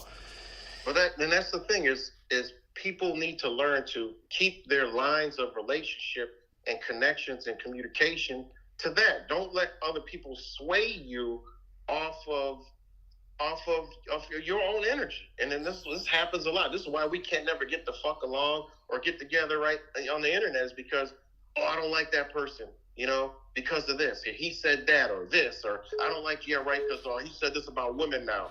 All right. I mean, we have to understand that we all are different. We're all different beings. We're all different. I could be friends with this guy and you don't like him, and you could be a friend with this girl and it doesn't matter. It's whatever we got going on. That's how life works. You know, it's like this shit is crazy, man. Like I tell you all the time, Zach, like I don't understand this internet shit. It is because it's not reality. Because if we were all in each other's face and in person, 90% of the shit wouldn't even go down. You know? Again, if you can actually see people in person, you can see what they're really about. You can sense their energy. It's like when we were in Buffalo. Everybody who came out was cool. And if there was one person that was suspect, it was the same guy who came out with the Bible, and he had this frantic energy. Yeah. And he's like, right. I had to see if you were a troll or not. And it's just like, okay. Yeah, everybody, what we all do, we all like, separated her. I got the fuck away from that dude. And so did Angel. Angel got the fuck out of there too. And we just separate ourselves because you could feel it. You know, you just move the fuck away. You know? So, I mean, yeah, if we were in real life, a lot of this shit wouldn't be going on because we could feel each other's genuinity, the energy. We'd be able to feel it. We'd be able to understand who's a fuck person. We'd be able to point out like, man, you know what? We ain't fucking with you. Everybody agrees. Look, right? Yeah, we're not fucking with you. Sorry. You know, and that's it, man. You know, I mean, it's just it's crazy, man. You know, and meanwhile, hey, all of our cities are burning at our feet. Wait till it gets warm, and then keep focusing on. I tell people all the time, keep focusing on the fucking internet and not looking around what's actually happening around your areas. You know. So, indeed. But yeah, all right, Zach. I'm gonna let somebody else come on here, and yeah, I'll be listening. All right, appreciate it, man. Thank you. All right, Zach. All right, yeah. Have a good one. Yeah. Take care. All right. Here. Sorry guys, it's cell phone. Oh, they hung up. Oh, my mom is just so triggered in the chat. Again, Mom, just relax. Here, my mom wants to say this isn't nice, but again, I'm gonna here 772. I'm gonna let you go next, but here I'm gonna give my mom a harder time. My mom, you guys, she doesn't listen, right? She doesn't listen to anybody. She just does what she wants all the time. I mean, you can see how it is if she called here. I mean, when I pick up the phone, May always like rolls her eyes. She's like, she doesn't even ask you how you're doing or what's going on. I just pick up the phone and she just starts ranting about everything wrong in her life. My mom's always got 10 million things wrong in her life. She'll talk for 2 hours straight. You don't even have to say a word. And what she'll do is all the new problems she'll talk about, and then she'll start ranting about the same problem she's already called you and told you about 5 different times and acts like she never told you the story before. And it's like, does this person even like, I mean, she's like, I love you. And it's like, okay, but you didn't ask me a single question about my life. But anyway, this is the thing. My mom doesn't listen. I keep telling her the power of manifesting what you want. My mom doesn't think about anything positive, you guys. All she thinks about is negative. Everything that can go wrong. Her mind is always focused on what can go wrong. And you know what's always happening in her life? Things are always going wrong. And she doesn't listen. You know, she wanted to put a new roof on her house. I said, just sell the house. It's too big for you. You're all by yourself. You don't need to live in that house anymore. Jen's gone. I'm gone. Dad's not there. It's just you. Sell it. Downsize. You know, I was telling her to do this when the market was sky high. And she's like, well, then where am I move? Everything's expensive. I said, yeah, everything is. But you'll sell at the top price. And you can find something that's lesser, that's cheaper, that's easier to maintain. You guys, she put a 30-year roof on her house 15 years ago. She's worried that she needs to put on a brand new roof when she still has 15 years on the roof. She's worried her roof's going to start leaking even though there's no sign of a leak. It has 15 years left. She's so worried the house is going to start leaking for some reason even though there's not a single sign in the world that her roof is anywhere near leaking. So what does she do? She goes out and gets a company to put on a new roof when she doesn't even need it. It's expensive. And guess what happens, you guys, when the new roof gets put on? They didn't do it right, and she has a leak. And now she has a big brown stain all through the thing. Now she has a leaky roof that she paid a whole bunch of money for. The company doesn't come out, doesn't respond to anything, leaves her with a leaky roof, new problems. Again, it's just like you're creating problems. I gave you good advice. I told you when to sell. You didn't listen. I said, leave the roof alone, sell it. The roof's going to be fine. You just created a huge, and now she's having to pay all these different people. Well, while she has this problem with the roof, all of a sudden, squirrels are now getting in the walls. Somehow they didn't even do the roof right, so now there's room for squirrels to crawl in and create a nest. Why did this happen? My mom has been so worried for years that animals were going to get in her walls. She's just had this thought for years. She calls me up. I'm going to start trapping the animals around here. I'm going to pay a guy to trap the raccoons. I'm like, Mom, I mean, raccoons live in neighborhoods. Squirrels live in neighborhoods. I don't really. And then she's like, look online. There's stories of raccoons tearing people's house apart. It's like, okay, yeah, I'm sure it does happen in some circumstances. Like my house in Bothell, there's like 20 raccoons that lived in the bushes behind the house, about 5,000 squirrels, never had a problem. House is a lot older than yours. Again, stop worrying about all these things. Again, she manifested a roof leak, an expensive roof leak. She manifested squirrels in. So last week, like I was telling you guys, a week ago, it was like my mom is just the master of bad timing. The master of bad timing. May has had me watch this video about this cow and this woman's relationship for 15 years, and I'm saying, see, that's nice. It's just like we don't give animals enough credit. You know, a pet cow can be like a pet dog. You know, the total relationship's there. And then, like, as soon as I finish watching that video, I get a text message from my mom. I caught and just killed the squirrel. I drowned it in a bucket. I'm just like, Jesus. I mean, God, that sounds psychotic. So I say back to her, I said, Mom, that's just bad karma. I mean, I said, you could have taken the squirrel, like, driven it 3 miles away and released it. So what's the next text message I get from my mom? I just caught the other squirrel and I killed it too. I'm just like, and then look at her in the chat. I'm such a great mother. Zach, tell him all the great things I've done. You guys, my mom does care and she's worked hard and, you know, I mean, it could have been a million times worse, but that's who my mom is. It's like my mom likes antagonizing people.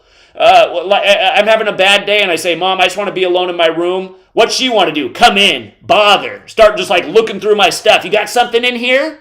It's like, did you not just hear that I said I'm having a bad day and I want to be alone? I mean, it's just like, that's who she is.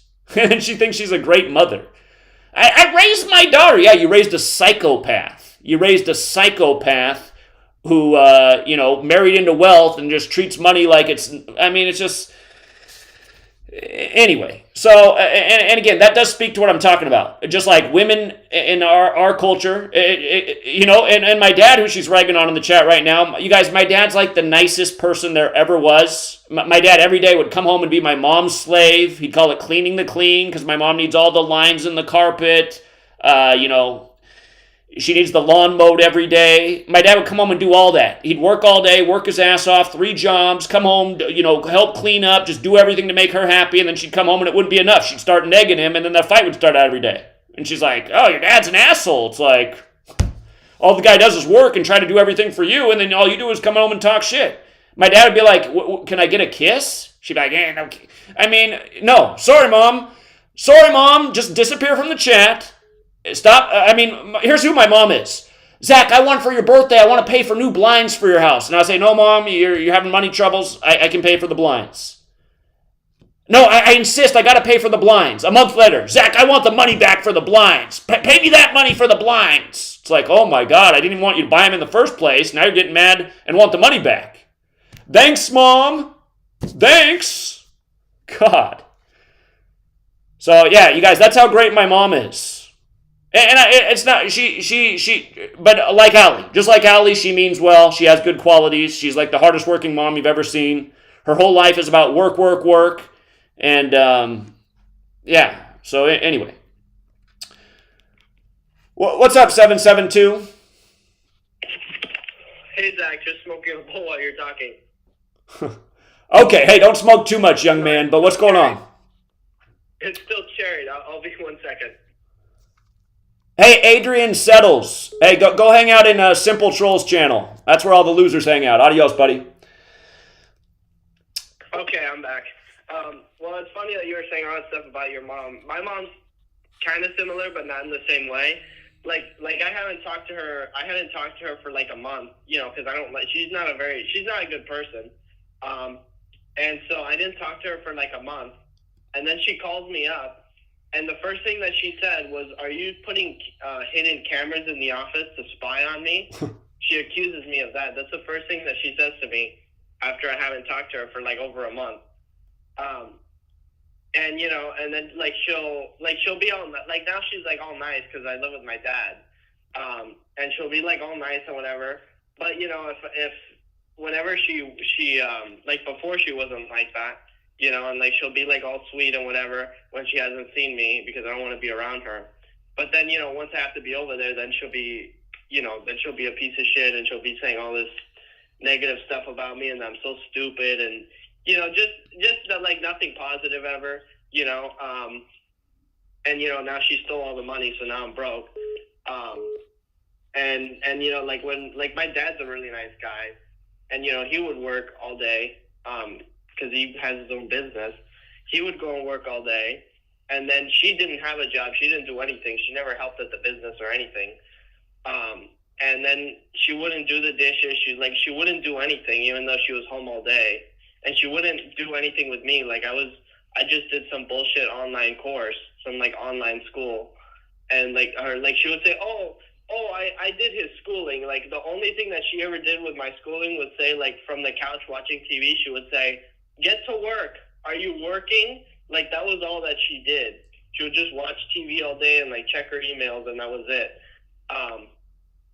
And I mean, I guess it's different, but you know, like, and my dad only did like nice stuff for her, and even though she was a piece of shit, like he still always did nice things for her. And like she just, you know, she didn't appreciate it. She talks bad about him to everybody. And you know, she treats me better now because I don't have to be over there. But you know, like she was so mad. Like she said, oh, just because you're 18 doesn't mean you're an adult. Oh, I still have custody over you. You need to come over here and stay here. Like trying to force me to be over there. And trying to force me to be like a Jehovah's Witness because that's what she is. And it's funny because, you know, like that, like they always claim to be like holier than thou and like the best religion and like, oh, everybody else is evil. But I mean, she's probably, her and probably a lot of the other witnesses are probably the worst people I've ever met. So, you know, it's funny how people hide behind the religion like that. And, you know, that's some piece of shit cult. So, you know, people in that religion aren't very good. So, but yeah, I mean, yeah, that was just what your mom reminded me of. But, you know, about the title and about the video, you know, about being sensitive. I mean, like, you know, like Ali was talking about, Tachi said he said a death threat. Like, it wasn't really even a death threat. It was just, you know, whatever, something that he says to everybody. And she was telling me, like, oh, well, you've never been through that. It's like, well, actually, no, because I've been doxxed. People have called me on my number and harassed me and put my address out there and sent stuff to my house and like threatened me and saying that they're going to send people over or whatever. All that stuff's happened to me and I didn't care. that I thought of it as a joke. Those people were a joke, And I was talking to the idiot who was doing all that stuff. He's like, my IQ's 100. It's like, yeah, your IQ's 100. It's like, get the fuck out of here. I'm going to waste my time. And, it's like, she's talking about, like, all this stuff, like, it's a big deal and whatever. It's like, it's not really, like, it doesn't matter. It's like, if you can't handle, like, such, like, like, basic stuff, like, just some guy saying something mean in some video that, like, nobody's even watching anyway. Like, nobody really even watches Itachi. It's like, why are you here? It's like, if you can't handle being on YouTube, why be on YouTube, And I guess that's just, it's like, if you can't handle, like, the whatever criticism, even if it's not criticism, people that are saying stuff that's mean or whatever, it doesn't matter. People call me all kinds of stuff. And, I know that all this stuff, same stuff happens to you. People send stuff to your house and call you, and, people have your phone number and your address and put your address out there and whatever. And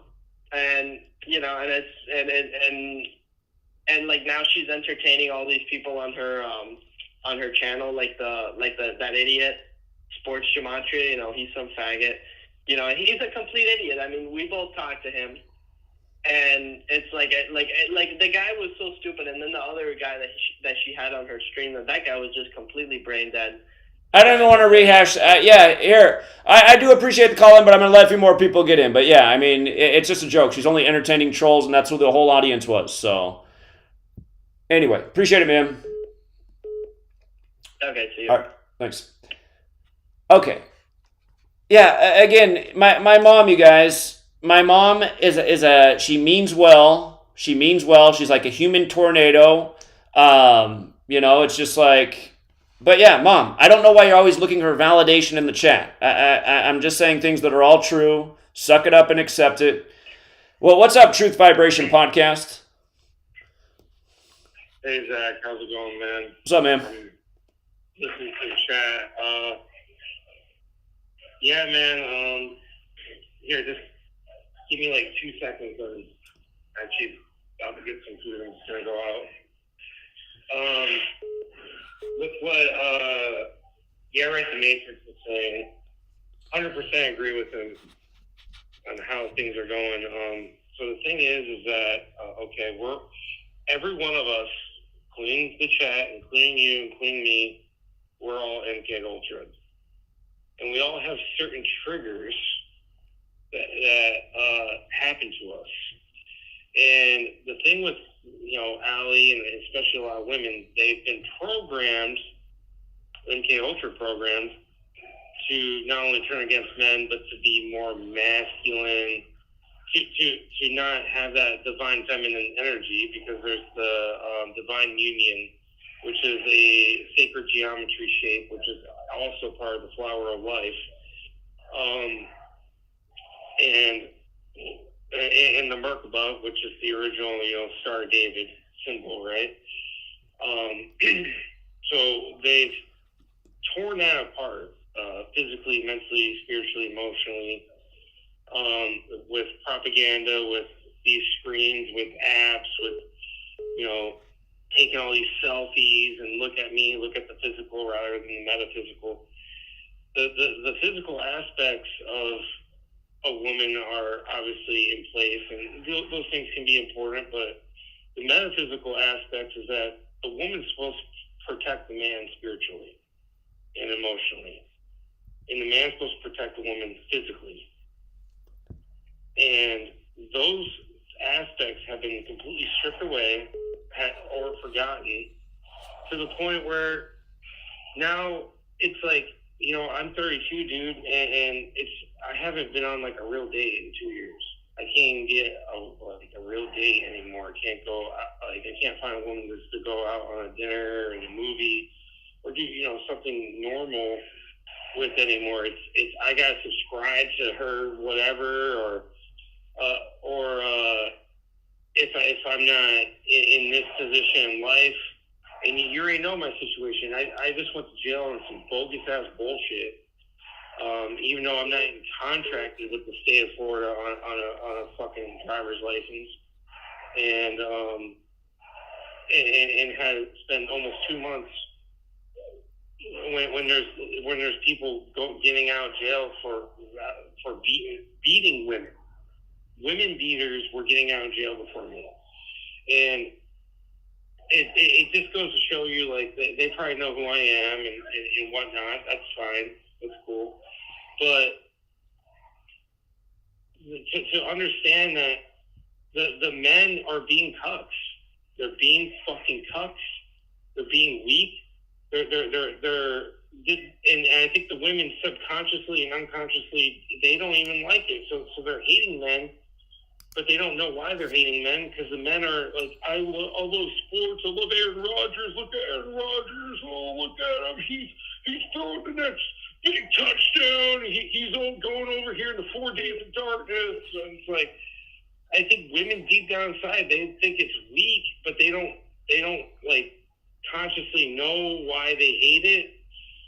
And the media is steering them away from the real reasons on why they should be disliking what the men are doing, because the men are they're chugging Budweiser all day, and then they're all in the rigged sports and other, you know, stupid male type drama TV shows. I mean, the male drama is like WWE and NFL and stuff, right? So you know, and they don't like that. Women do not like men doing that shit, and I think a lot of women, they don't know that they don't like it, so they can't explain it. So it's a subconscious thing, and they're being programmed more and more and more each day to hate men and use them. Like my ex, Zach, where, you know, I talked to Tachi and other people about dissociative identity disorder, which I think the person that you were talking to earlier about may have that, because that type of person, after an incident that she may have went through, can develop that condition. And when they go through a dissociation, they're like, they create narratives and go through a whole process of dissociation of who they are and who you are. And it's like they're doing this in a mass hysteria inside the female psyche to dissociate themselves from their sacred feminine and to dissociate the men from their sacred masculine. Yeah, I think you're correct.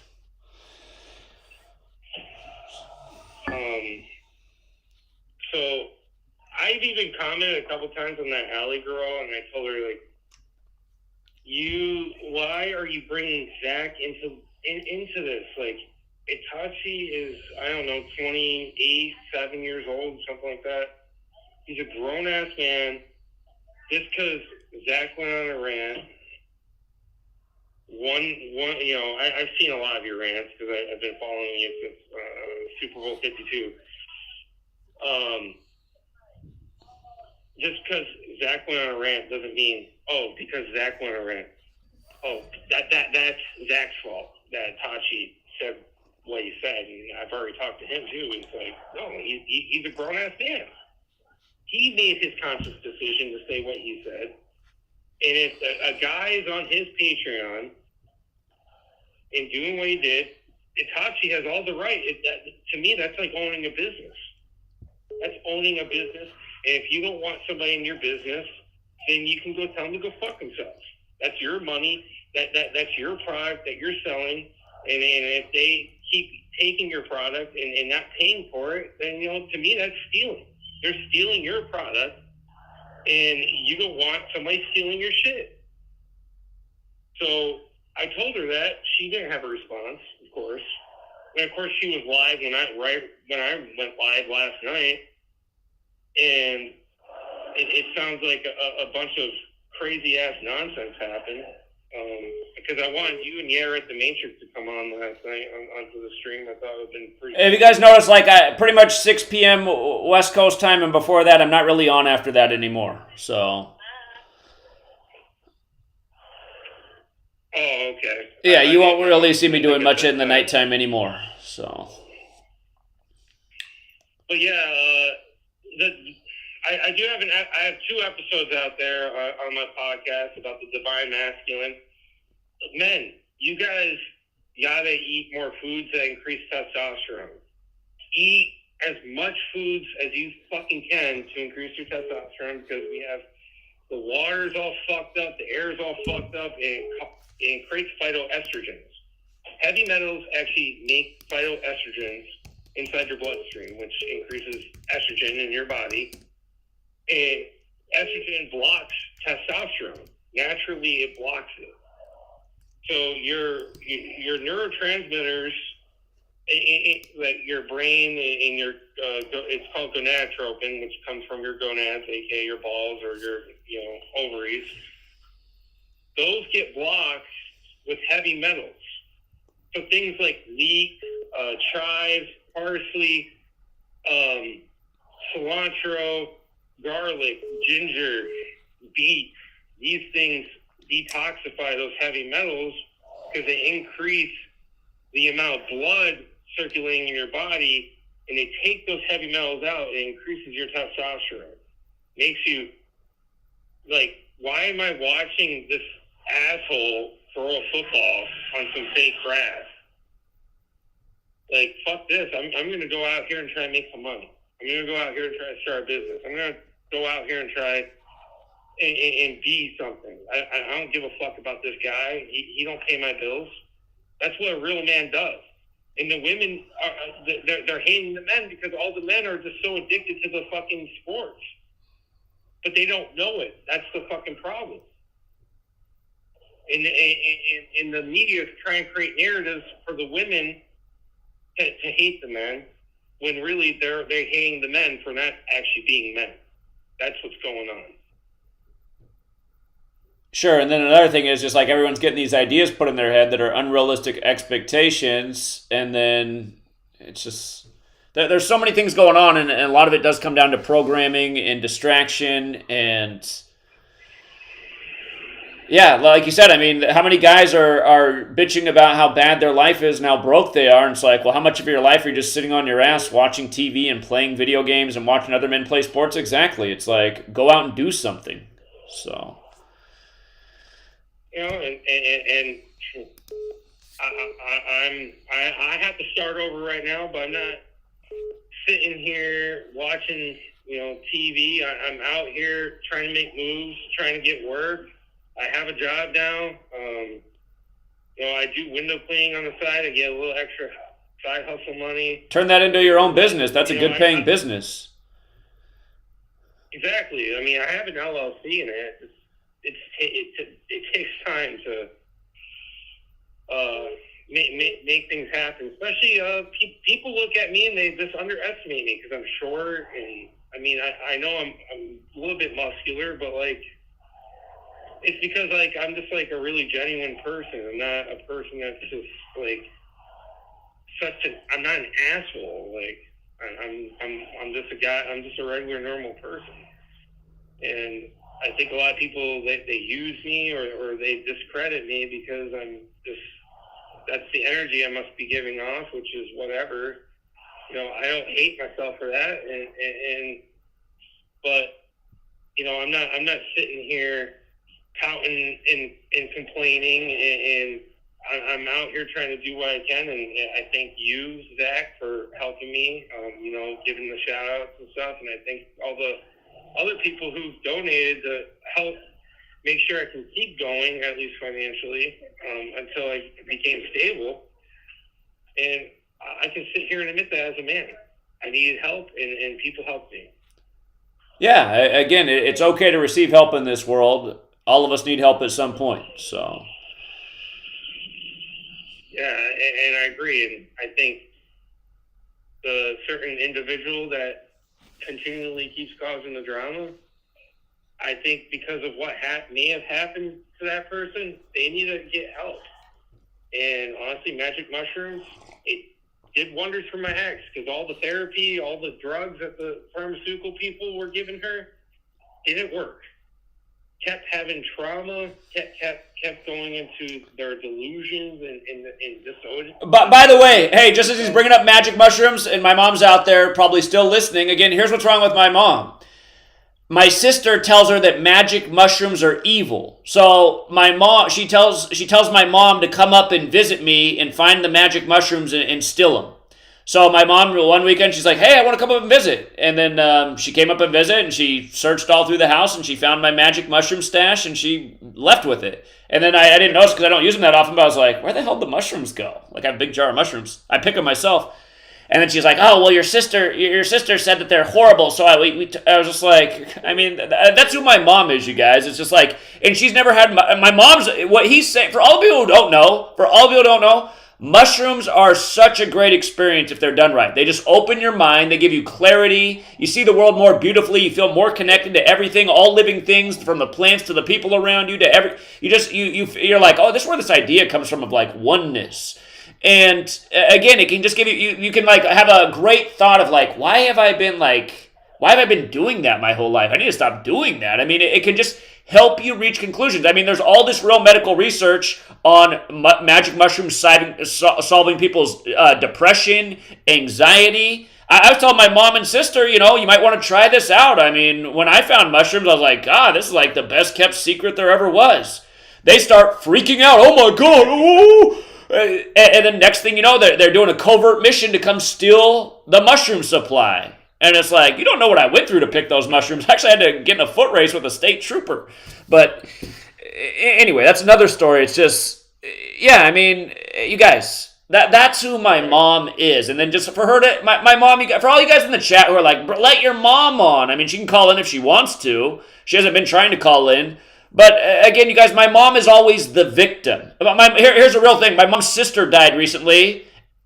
And then she calls me up and she's like, can you believe that my siblings are getting mad at me because I'm not going to go to the funeral? And I said, well, I mean, who doesn't go to their sibling's funeral? She's like, her and I haven't gotten along since we were 16. It's just like, you can't get over something from when you were 16 years old. I'm telling you, my mom has the emotional maturity of a 12-year-old. But my mom makes herself the victim out of that story. Oh, they're all so mean to me. It's like, well, Mom, you're not going to your sibling's funeral, and some of them are having to travel away from North Dakota. You actually live out here where you live in the same town where she died. Anyway, go ahead, man. No, Zach, you're 100% right. My mom is a 100% pure cancer. She is just like mine. I haven't talked to her since, I've been out because, Zach, just so you know, talk about manifestation, especially from your mother. A week before I got arrested, you know what my mom said to me? She's like, Greg, I had a dream that and I said, Mom, you better stop right fucking there because I do not want to hear it. And she kept going and said, I saw you get arrested in a dream. A week later, guess what the fuck happened? Exactly that. That's why you don't doubt a woman's intuition. The day I got arrested too, sweet lady said something earlier in the day. I'm like, how funny that this ends up happening today. It's like she predicted my future. Here, I'll tell you another weird thing about women's intuition. For all you guys, women have a special instinct. And like my mom, she says, I have a sixth sense. Like, yeah, I think all women do. The other day when Allie called me and told me that we should be together and that the work would go way further if it was her and I need to leave sweet lady because she's my handler and she's holding us all back. I told her, I find that flattering, but that's not going to happen. But trust me, you'll find the right guy for you. And this isn't some rejection or anything. It's just, I'm in a relationship. I'm happy in the relationship. I've been in it for over a decade. It's not going anywhere. Well, what was weird is sweet lady comes home from work, and the first thing she says is, I got this sense that you're planning to leave me. And I said, and I didn't, but I just felt like somehow, some way, she picked up on just something like that being in the air. And again, sweet lady does that all the time. And for the record, you guys, if you don't know this about sweet lady, I've said this before in the past, her grandmother on her father's side, again, she comes from the third world in Burma. She came over here as a refugee. But her grandmother is considered the medicine woman in the town. If there was a problem, they'd go to her grandmother, and her grandmother would do the spells with words. This is why I find it funny that I met Sweet Lady before I figured out Gematria, because her grandmother was essentially a witch in other terms, but a good witch, right? But she would do spells to, like, heal people's animals or if people had illness.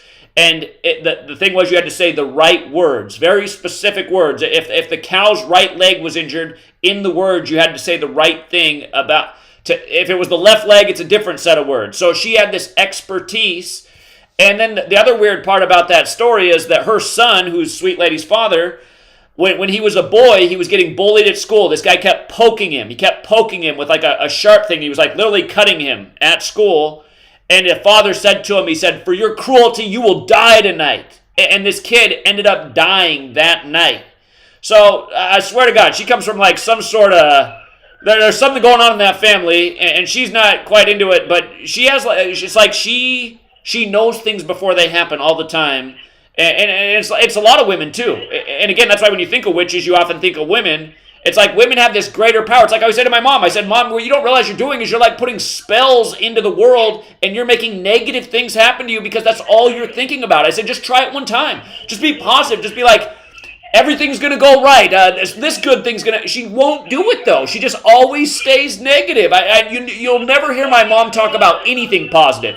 All she has to talk about are negative things. That's who she is. And you've never seen... I mean, how many of you guys have ever been hit by a boulder while driving down the road? I mean, it does happen. You see the sign, "Watch for boulders"? That happened to my mom. These things are so rare, but they happen to my mom. My mom, by the Portland airport, something fell out of the sky, probably like the frozen pea debris from the airport that flies over the bridge in Portland, comes down and smashes the front part of her car. Who does this stuff happen to?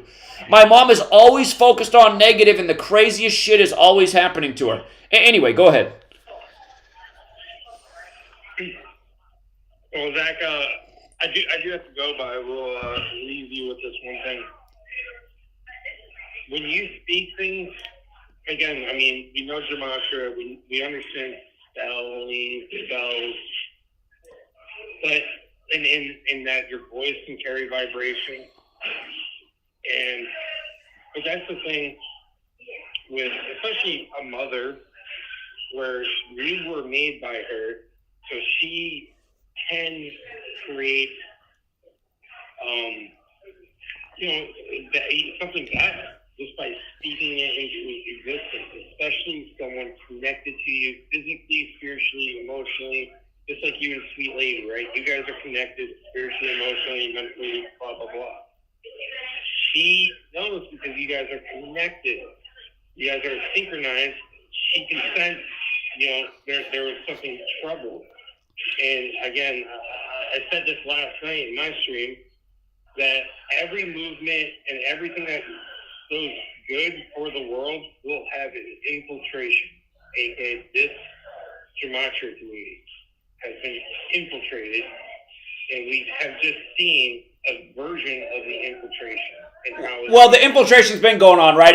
I know you haven't been here the whole time, but the infiltration's been nonstop the whole time I've been here, and it's taken a lot of people. It took Derek. It's recently taken Chigozi. It's taken Ellie. I mean, the infiltration's taken a lot of people, and again, I'm amazed at how many people get taken by the obvious infiltration, but I don't know. Some people just don't really have the eyes to see, so. People are weak, and because they're so, like you said, they're so sensitive about however they're feeling. They want to be right, and the problem is, I said this last night, there's no such thing as taking sides, because guess what? The second you say that you have to take a side, you're no better than somebody that's a Republican or a Democrat, because that's a side-taking ideology. You either are an individual and you know the truth and you seek the truth and knowledge, and the people who seek truth and knowledge and that can better you listen to them or whatever, or you don't, and you know if you take a side, that person's bad and evil. There's no such thing, in my opinion, there is no such thing as just bad and evil, because the Illuminati, they don't believe in that. They believe what they're doing is good. So is it really good and evil? I mean, we think that what they're doing is evil because it fucks with us in a bad way. But so of course we think it's bad. But at the same time, is it really bad? Because we're the ones that put ourselves in that situation, because we're the ones that fall for their bullshit and their tricks. So the karma falls onto us. That's why nothing bad happens to us. Because we, not us in this community, obviously, but like people, the masses, believe in their bullshit, and then they constantly have these negative thoughts and feelings, just like, oh my God, I watched all the COVID, all the symptoms, and now all of a sudden, now you're getting the symptoms. I mean, I learned in LPN school, that was like one of the first things that I learned, was that you can mimic symptoms that way, just by seeing them. Your mind can do that to you. And that's what they do. But you know what? The karma's going to fall on you because you were the ones that let yourself be tricked. That's all I got to say, though, man. I do have to get off, but I do appreciate you taking my call. All right, appreciate it, man. You have a good rest of your night. Have a good night, man. Yeah, take care. Okay. Yeah, I didn't mean for this stream to become about my mom, but in a way, she does connect to what I'm talking about. And you guys, for all of you who are saying, yeah, I want to hear from your mom, no, you don't. She's called in before. It's not good when she calls in. Here's what you should know about my mom. If it was up to my mom, this gematria thing never would have happened because she thought I went wackadoodle when I started. My mom acts like she's a friend of the work in the chat. She tells you guys to support the work. Privately, what my mom says to me is like, your numbers thing isn't really proof of anything, Zach. Watch the High Wire. Watch Del Bigtree. Like, that's real information. I said, Mom, why do you... She does this to me every week because she knows it torments me. I said, Mom, Del Bigtree banned me from his chat a year ago for sharing about the 56 code with coronavirus. I got blocked on the channel. Why would I want to support... I mean... That Zach, but the numbers aren't real proof. I mean, you got to listen to Del Bigtree and the doctors he has on. It's like, these people are talking about things now that I knew was happening before the pandemic. Well, listen, those guys didn't see what was coming in 2020. Those guys didn't know what the jab was going to be all about from the beginning like I did. So, again, you guys, like my mom is not, she's a mom, and, she brought me home ramen noodles and salami and macaroni and cheese when I was a kid, but we were poor. But, again, my whole life who my mom's been is, Zach, you're not good enough to do that. Zach, don't do that. You're not good enough at that. Zach, be an accountant. Be an accountant. Zach, no, don't do that. Be an accountant. She wouldn't even let me, do what I wanted to do in my own life. No, Zach, don't do that. Just go to school and be an accountant. I don't, for whatever reason in her mind, just, being an accountant was, the only thing you could do in life. And it's just, So, yeah, my mom's not really supportive of the work, you guys. Behind this, that's why it's just it's comical when she's in the chat going, support Zach's work. It's like, well, why don't you support my work? You don't support the work. You say it's not really proof of anything. I don't understand the numbers thing. The numbers thing doesn't make sense to me. It's just go away. I don't ask you to be in the live stream. Again, she wishes she had Chigozi for a son living up in the attic, but, If Chigozi was in my shoes, he wouldn't live in the attic at Mom's house. He'd be long out of there too. So, what's up, 805? Hey, the women time, right? All right, a woman gets to respond. Thank you. Yes, I've got several things. First thing I want to say is, people in the chat, read, or who comes on, read the heading. It says, are you under a spell? Are you extra sensitive? Spell with men, spell with women, spell with the government, or you sensitive to hot, cold, whatever. Anyway, stay on topic. And also with your mom. I understand that. Zach is not putting down his mom. He's giving his mom characteristics. There's nothing. He's not putting his mom down. He's not dissing her. He's not throwing her under the bus. He's just giving her characteristics, okay? So everybody's mom got a characteristic, okay? So if that's her character, that's her character. It made him a stronger man, a better man, the best man. Okay, now as a woman, I like men. I love men. I like, not just because of the birth outcome, but the brain. A man needs to take on the role what a man's supposed to do. I'm old school.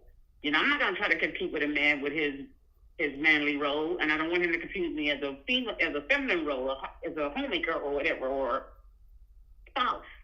But we complement, like Matrix said, we complement one another. And I like washing cars. Me and my husband, we would wash cars together. We called. For the record, I like to wash cars too. I like to do hands labor. I like mowing the yard. I like picking weeds. I like cleaning house.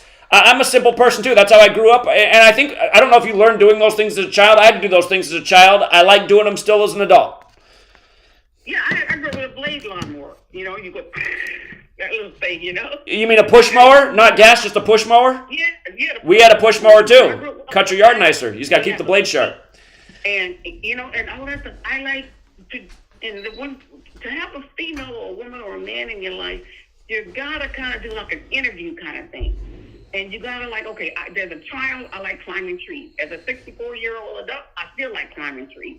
Okay, I like chunking rocks into the ocean or walking the beach. I like still washing cars. I like getting in the mud when it rains outside.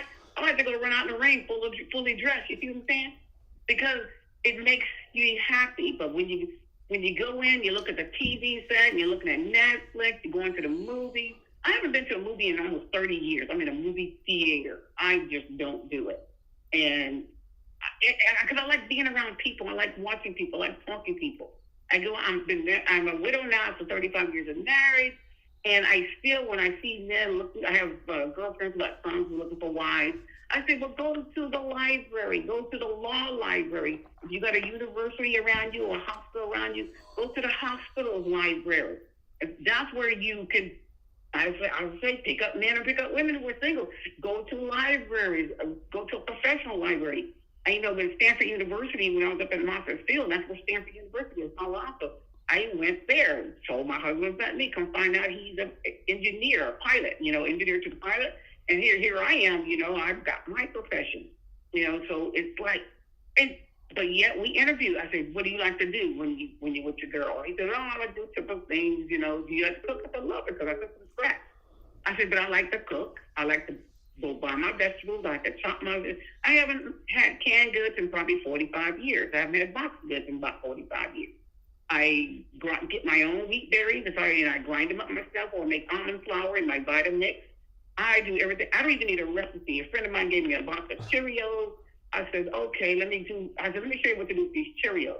And I said, I cracked 2 eggs open. I put in about a quarter cup of honey, and I put in 2 tablespoons of baking soda, and then I added some protein powder with it just to give it some flavor. And then I whipped that thing in the oven, and I made cookies out of the same batter. I made a cookie, I made a pie thing, and I made a cake, all out of those Cheerios. And I said, you got to know, a real woman knows how to go look at a tree and say, okay, I can take 2 feet off that tree in a branch. I cut it on the slant, I can hold it, and I can get a half a gallon of water out of that branch. You see, and then that way my family house. And then if I'm stranded on the road, as long as I got a plastic bag in my car, I put my arm in a plastic bag, after I cleaned it up with some baby wipes, then I let it sweat. There goes my potassium. There goes my salt, my soap, the soda we need to keep, coherent if we're out and we don't have water. These are necessary things that a real woman and a husband would know. And women today, they too cosmetic. And the men today are too cosmetic, And the men, when you go want to get women dress up. If you like jeans, press those jeans. Use some starch and get that seam down the front of that trousers.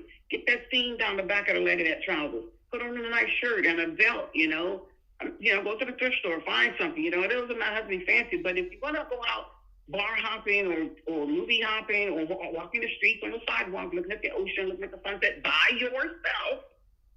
Then a woman can notice you by yourself, and she'll come to you and say, oh, he looks nice, he's by himself, looking at the sunset, his got his pants all, pressed, and the seam creases down to that. That's what attracted me. I love men with jeans with a crease in the front and back, and I know some men old school know this.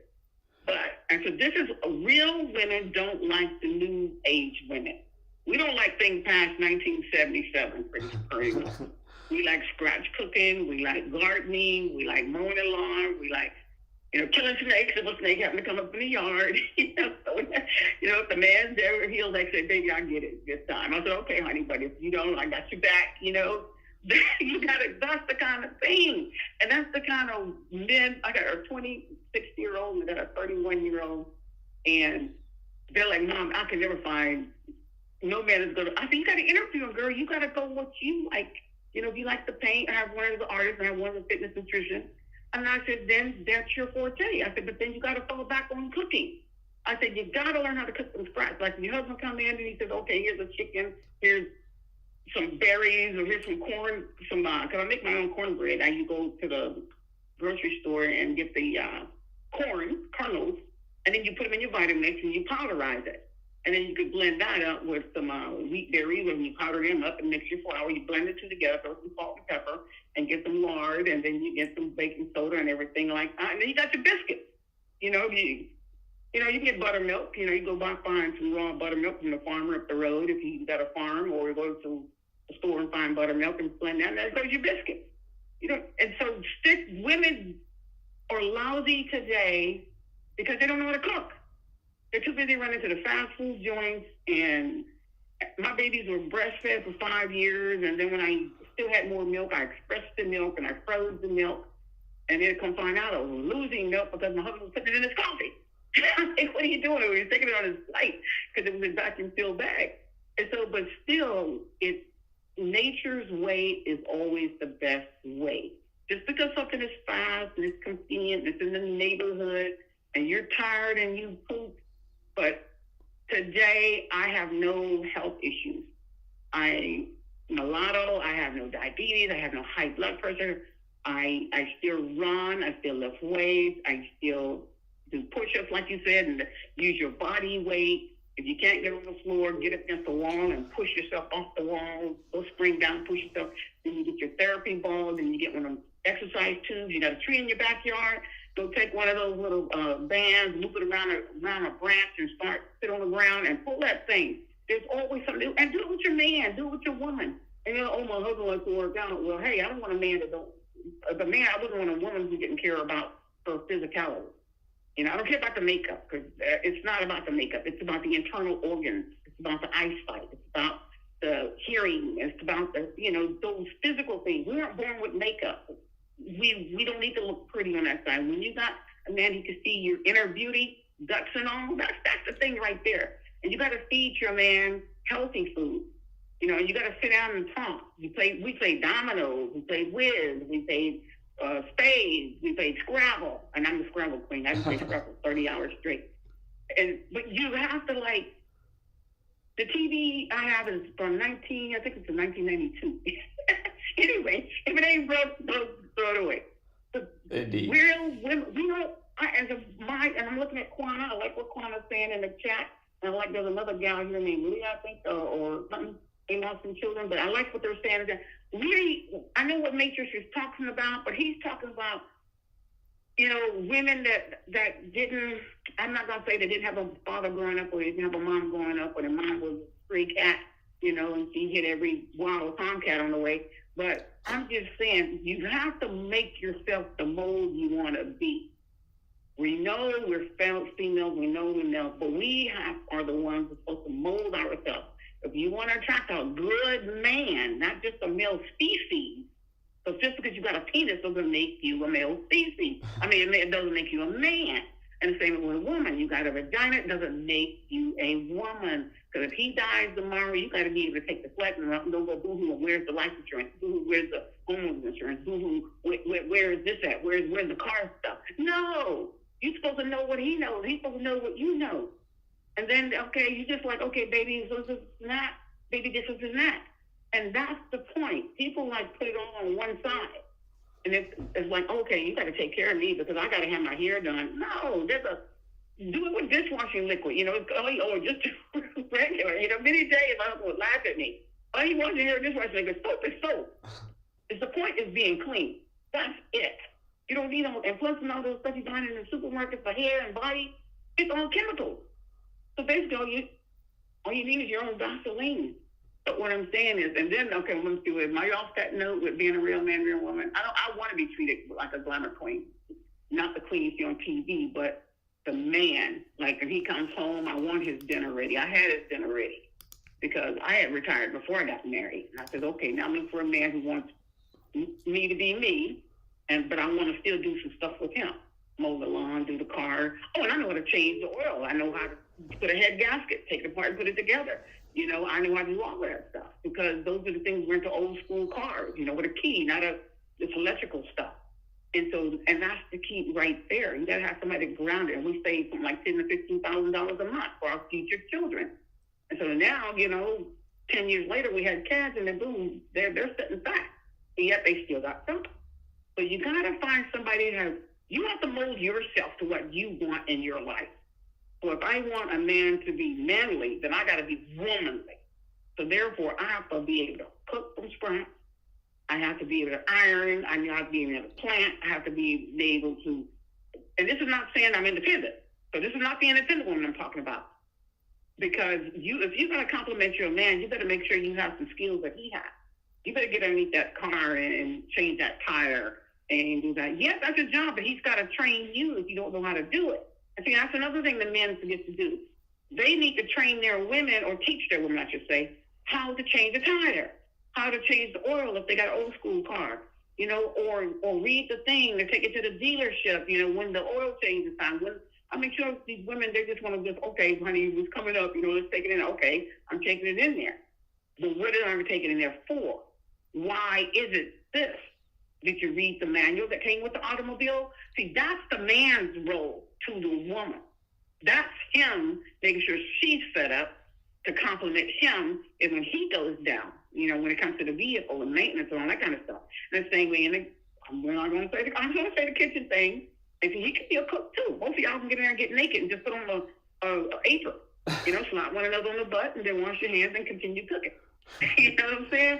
And so that's how, you do it together. If he's working hard now, she's coming home, then you got to have the food ready. Vice versa, man or female, like you do that for sweet lady. She's out there working, she's coming home. You got to have her food ready. And that's nothing wrong with that lady. No, he's not whipped. He's taking care of his life for it. Because like he's saying, if you don't have a mate in your life is not as bright as someone with a mate in their life. So if you want to be a bright person and have the light shining, illuminated on your face, and when I look at Zach, I can see Sweet Lady's making him happy.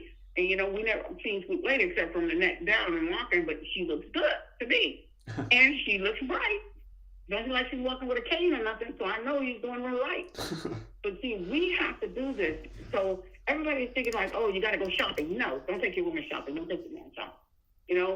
No, you don't. If you want to get him a gift, make it from scratch. Go in there and find some trousers or make it from scratch. Do a painting. Do something. Or take an art class together, a painting class. A wine. Well, here we got a wine and painting place, You pay $20 and, you get a canvas and you and your mate is there and, because they have couples, they have children, and they have singles. And so then they have the older ones, like the granny time. So different times of the day, they have all this. And most men and women I see in there, okay, this is couple time. And it's usually like an hour and a half a couple. And then usually they start kids off early, like at 5 p.m., because they get out of school. And kids got like an hour and a half to 2 hours to get the little paint. And after that will come like teenagers and, their little buddies, their little school buddies hang out. So and then after that, the couples, and after that, if some grannies want to come up and papas, grandpas. But see, you got to create your own, you got to mold yourself. If you want something good in your life of a human being, then you have to mold yourself into good, trustworthy. You will get back what you put out. And, yeah, that's exactly what you're saying. I mean, if you wanna attract a good mate, you got to be in a good place. It's like a lot of people are like in a bad place, and they're hoping some good mate's gonna come save them. That's not the way it works. If you're like in a bad place, you're gonna probably attract a bad mate. You gotta take care of yourself first, get that order in business, and then you'll attract the right person in your life. Exactly, and plus you can't be looking like a bum. Now, if you're a mechanic, then you're just a sexy mechanic. It ain't not like a greasy man looks good to me. I'm not looking for get married again. I'm done. But I'm just saying, I like a manly job, and I'm not for the secretary man either. But I need some muscle. I need some meat. To hold on to, slap on the rear. But yeah, it's like, but you want to mold yourself first. And you want to ground yourself first. If you can pay your rent, if you can pay your medical, if you can pay your homeowners, don't go looking for somebody who can't pay that on their end. Just because they got a cute face, cute body. No. Can they take care of themselves for 6 months to a year? So, like if they walk out on you and never shack up. Let them have their house, you have your house. Forget that. Because like you said, you've been in your relationship for 10 years. So I'm not talking about somebody in a long-term relationship. I'm talking about these movies. You know, you got to make sure, like the guy said, well, I can't get a date. It's not, okay, man, here's what you do. Make sure you got 6 months to a year's worth of rent. Make sure you got health insurance. Make sure you got dental insurance. Make sure, you know, you have all these things, because you can't have a house and play house if you don't have the finances to be in the house. You get it? So I get what you're saying. I tell these young girls, I said, why are you playing house when you can't even afford a house and you're still living with your mom and daddy? Don't play house unless you can own a house. And so therefore, you're getting yourself together first. Like, I didn't get married until I was like in my 30s, you know, because I made sure I wanted to get myself together first. And then I could go and enjoy myself, and people spot me, I spot them. You know, I'm like, okay, first thing I say, you like washing cars? They go, yeah. I said, what kind of car you got? Let's go wash it right now. You 10 or 11 o'clock at night, let's go wash your car. And then when you talk, you laugh, you play, and you can find out a lot like that. Most people do other things to figure out what the person. No, go wash the car. You know, and then when you observe the person and how they get into the nooks and crannies of the door frame, when they open the door, you get all the way almost about the wheelbase, and that little spring that opens and closes the door. That, you're like, oh my, this guy's the kind of guy I want to have, because he don't miss the springs. Like, I don't miss the springs when I open the door and I'm cleaning it. But anyway, long story short, okay, now that's on the man thing. All of my friends, and they're 30, 40, 50, well, they're my friends' children, that are female, they don't want the new age man. They want a man from like Little House on the Prairie days all the way up to maybe the 69, 65, you know, because when that birth control pill and all that stuff, and that freeze love and all that stuff, you know, that kind of messed up the women's role. And then on Allie's case, ain't nobody like her on the planet. That girl was dropped out of the space somewhere, and a meteorite hit her. That's all I can say. A meteorite hit that woman. So a female, or you're not even a woman, man. She's who in their right mind is going to tell a man that into his face on screen they got the hops on while their boyfriend is there. That's what I couldn't figure out. I was like, this is too weird for me. Like, I don't know what's going on. And her boyfriend is there. And she's going to say, yeah, I was like, oh my goodness, this child was hit by a meteorite on the way from planet whoever. Nobody's like that. No men listening. No woman's like that unless she's been. I don't know. There is something vaguely wrong with her. You know, mentally. I don't know, but the way she just flipped a switch like that. That's not even bipolar, because I know some folks bipolar, and they don't switch like that. They don't flip that like that. It's almost like she regret getting caught, but at the same time, she's believing her own lies. She's telling so many lies to clear up the fact that what she told you was the truth. And now she's got to slander you, and then you can see it when her all you body language experts in the chat and the ones in video, if you're not in the chat, you're on the phone, look at her body language, the way she's flailing. That's someone who is so embarrassed about their own life and lives that they're trying to cast it off on somebody else and make them look like, because she, like you said, she is cute, and she got that red Jezebel lipstick on. That's what you got to want, that dark-haired red Jezebel lipstick. No other makeup. Maybe a foundation and some mascara, but she got that Jezebel red lipstick. Those are the women you got to watch for, because she's not right. She is definitely not right. She may get fired from her job back there in London, because if they see this stream, I wouldn't want nobody working for me on that. And you may be a video, whatever she is, a video, what they call it, editor. I don't want you to edit my videos. I'm sorry. You fired. Or you got 3 weeks. You got 3 weeks. I'm sorry. So what I see there, you flip too quick. I'm like, you may take my stuff and steal it and say, well, you may take off and I don't walk the contract. Anyway, I thought that. Well, I love watching you there. Anyway, but your mama thing, you know, mama, you just want to get over it. You don't have your life. You just is Zach's life. And he's just calling you. He's not badmouthing you. He's not belittling you. The facts are the facts. And he's doing he's honoring you. He is respecting you. He's not being nasty to you. He's not being nasty. So y'all got to realize there's a difference. He's just telling, I don't get around and say the things about my mom. She's dead, so she can't represent herself. But the fact is, he's just telling how his mom was as a bringing him up, how his sister was as he was coming up, how his mom is today. Those are true. That's what helped him mold himself to the man he is today. That molds you. That helps to mold yourself. And then it takes you like, I don't want to be like mom. I don't want to be like that. Or mom got some good characteristics. I'm going to do that. I'm going to take that and put it to my mold. I'm going to take that and put it. I'm going to make my own recipe. I'm going to mold myself. I'm going to become my own cake pan. You know, my own pie pan or whatever you want to be. My own mold. I'm going to make my own mold dish. But see, these are things you really want to look at. Because they always say, you look at the mother. If a man looks at the mom, that tells you what the daughter's going to look like. So if you meet the mom and she's fat and overweight, and you're dating her daughter and she's skinny and fine and all that, guarantee you when she hits 30, 40, 50, 60, she's going to be fat and overweight and dumpy too. And that is facts, ladies. So don't try to keep your finger just upon a man and then all of a sudden you think, I got it, so I can let myself go. Because he already saw your mama. You know, that is true. You know, I there was a woman I dated in the past who was beautiful. It's funny, she was an Aquarius like Allie, and her and I had a really nice relationship, but then I met her mother, and her mother was super obese and just, like, disgusted me, and I was like, I have a feel... It like, ruined the relationship for me. I was like, somehow she's going to turn into her mother. I mean, and maybe that's not fair, but that's exactly what happened in my mind, and it like, ruined the relationship meeting her mom, so I'm just... That's the truth. It is the truth. It's the total truth. Because I look at all my sisters and my mom, and my mom, the skinniest one in the family, was the leanest one. But I'm fit, you know, and they never was. And so they're more related to people mega obese and stuff like that. And they're like, well, what happened to you? I said, well, I cook from scratch. You guys eat from the corner store. Well, anyway, they're in Texas. I'm in California.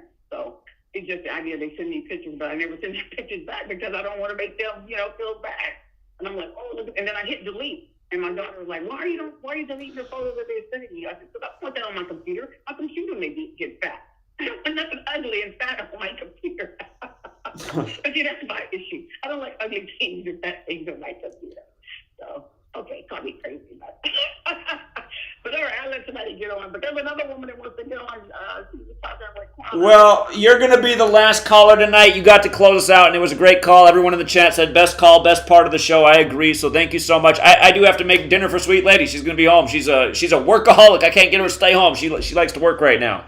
But if you throw an apron on and little ta-ta show, yeah, she stays. Her and I cooked together. She turned me into a better. I could always cook even before I met her, but she made me a lot better cook, and that's something we like to do things together. And the longer our relationship goes, the more we find to do things together. I finally got her into reading. I've been trying to get her to read all these years. Finally, she likes reading. We're reading to each other. I mean, if you guys. I've changed. I mean, when I was younger, I didn't think it was possible to be in a relationship this long, but really, the longer I've been with her, the relationship's gotten better over time.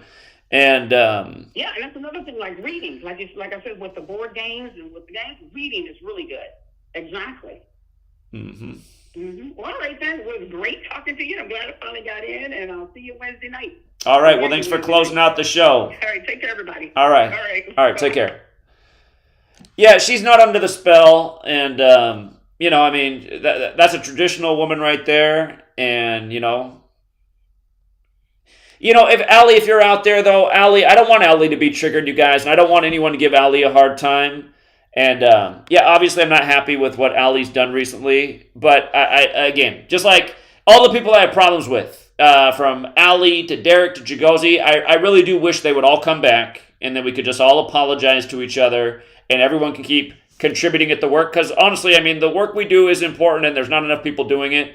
And again, it's just the point in life, right? Is to, like, if you make mistakes, acknowledge your mistakes, grow from your mistakes. Hold on, all right, one more call. What's up, King Henry?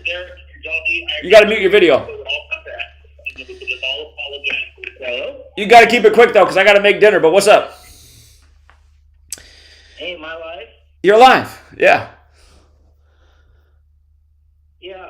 Hey, I think a lot of the problem is too is men. We got to step up too. I think the women it hard tonight with traditional women. You know, who's that guy that just was talking earlier today? Itachi or Yeah Right the Matrix? Who was that guy? Yeah, right. The Matrix called in. Yeah, I mean, he reminded me of my sister, who's a Mormon, and her husband's a Mormon, and the traditional woman is, you got to cook. Whenever I want to get some, you know, you're gonna do it whenever I want some. I totally disagree. I mean, traditional woman. I mean, I think a woman should be who what they want to be.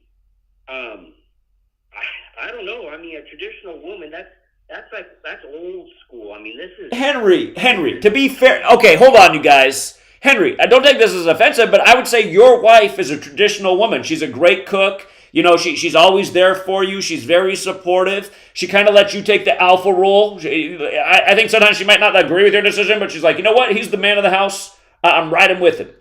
So, and I see sometimes she gives you constructive criticism to like help out. I mean, I would say your wife is a traditional woman. You have a great wife.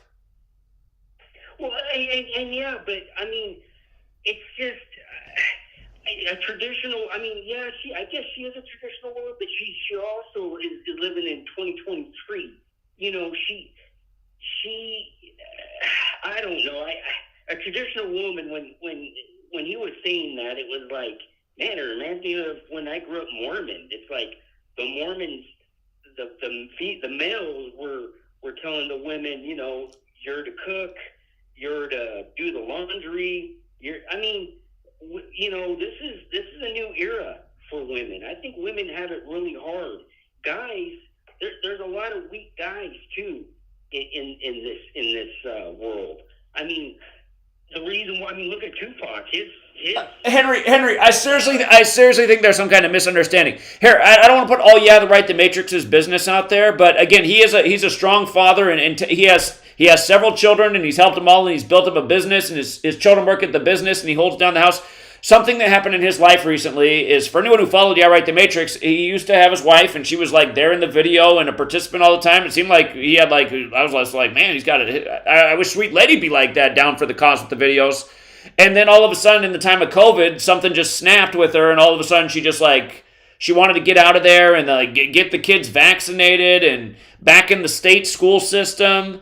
And it seemed like it came out of left field, and he's just trying to, you know, he's going through the whole court process right now, and like he doesn't have any leeway with the court. The court just favors the mother's thing, and he's like, listen, I'm trying to protect my children. I don't want them vaccinated. I don't want them in the state school system. Like, I don't know where this is coming from, but he just feels like he's getting ran over, and you know, he was always a good, loyal father, so his frustration is how the system will protect the woman, even if maybe the woman's not in the right. So I think that's the only point he was really trying to make. Okay. And, you know, I don't want to come at anybody hard, but I just think that women in general got hit hard tonight. It was like women these days have to put up with a lot of shit, especially for guys. I mean, if guys were to step up and be a man and play the man role, then the women wouldn't have to play the man and the woman role. And I don't know. And you know me, I got a wife and I got 2 teenage daughters, and I see it. I mean, women have to be strong these days. And being a traditional woman, I mean, that's past tense. That's a long time ago. Women have to be strong. Some women have to have... Well, it's not about not being strong. Just to survive. It's not about not being strong. It's just like, Henry, do you disagree that, like, if we lived, like, we have to go back to our ancestors. We live in the wild. That there'd be roles that the man and the woman would take. The man would be out hunting, protecting the family. That would be the man's role, right? You wouldn't be sending your wife out to go hunt and protect. But we don't live that no more, though. But that's what we got pulled out of that. So it's like, so the natural role kind of went away, and now it's like a lot of women want to be the alpha, but that's not what's in it. That's the problem in my household and a lot of households. It's like my mom wanted to be the alpha. She wanted to boss my dad around, but that's not in a man's nature to be. I mean, it's like you're supposed to work together, but there's again, it's just like Henry. When I observe your relationship, like I just said, it's like there's sometimes my wife she kind of gets out of line, and I have to say my man instinct takes over and says, well, I respect your opinion, but I think this is what we ought to do. And you guys have a good relationship like that because you don't go and get a divorce and go out and cheat on each other. You guys just hold it all together and you accept that. It's like you guys, like when I look at your family, I would say you guys have a traditional family. You've maintained a traditional family unit. You've raised your daughters where your daughters aren't out like, doing all this crazy stuff like other people's daughters. So I don't know. I just kind of find this ironic coming from you. Like, this guy has the traditional family. Well, I would say so, and I'm very conservative too. But man, for somebody to be bashing American women and American women, they're too manly. They don't. It's not all American women. Okay, Henry, maybe that's where you're coming from because your wife is an American woman. There are good American women. It's just like, again, there's a lot of American women though that are just like, they refuse to be like what a woman was. Like they would never cook for their man because they think that's something grandma did and that's just so out of fashion. Like it's just so horrible to cook for a man. And again, I mean, it's just like, that's not horrible. That's like a part of just like, it's nice to make a meal together. It's nice to make meals for each other. I mean, so. Oh, I love it when Vita can make a great dinner for Henry, you know who's going to kill me? Or, Henry, I'm sorry. I do have to get off because I have to make dinner because that is the thing over here. She's going to expect me to eat after working all week. But we'll continue this conversation. So thanks for sticking up for the ladies, though. All right. Later, Henry. Big up to American women. Indeed. Take care. Thanks, Henry.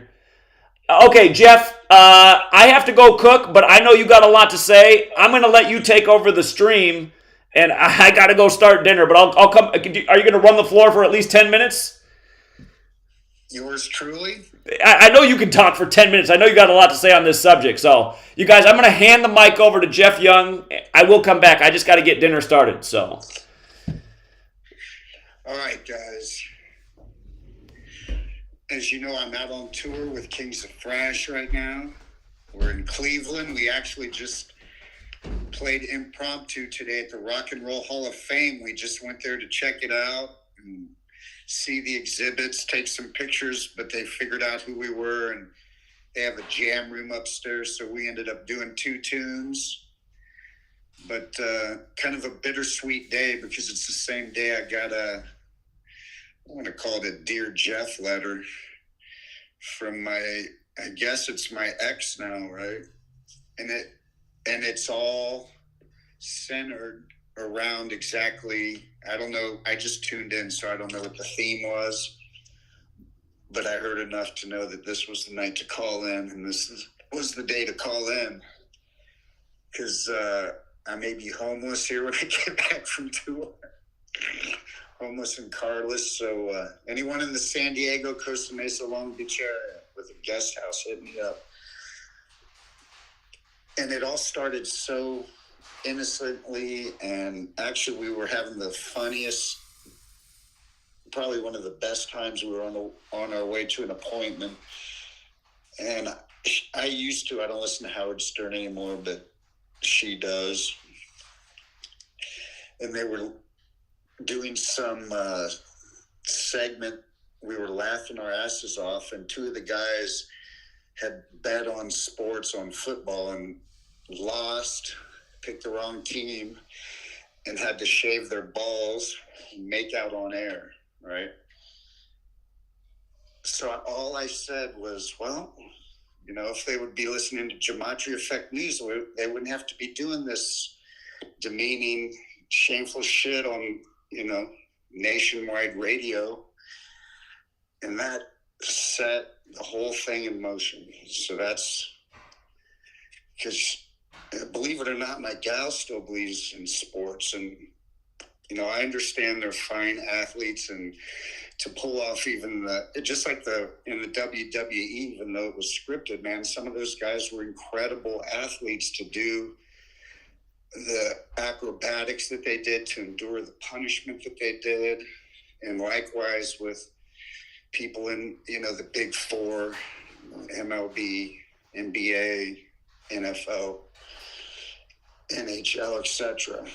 You're taking punishment, you're doing acrobatics, but likewise, just like with a musician, you're rehearsing that stuff all week, your whole life. You're working up to this. We've talked about the farming of athletes. So, likewise, not awake to the fact that voting is scripted and the scamdemic and all that. So we've had differences of opinion on just about but for the 2.5 some years we've been living together, I've been biting my tongue every day when I'm woken up in the morning by Fox News on the TV, literally 5 feet from me, because she wakes up early to go to work.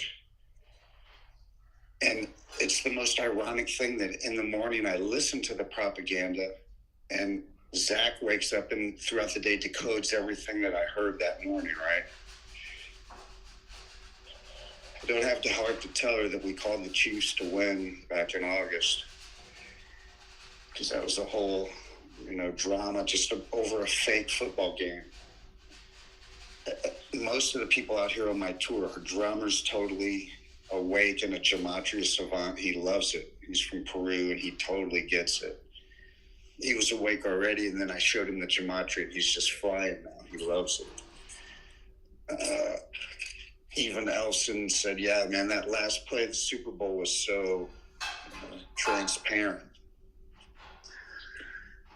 So like everyone around me, all you guys, there's a resonance there, and for some reason we can see what others can't see. And it breaks my heart, man. I'm really frustrated, because when you care about somebody,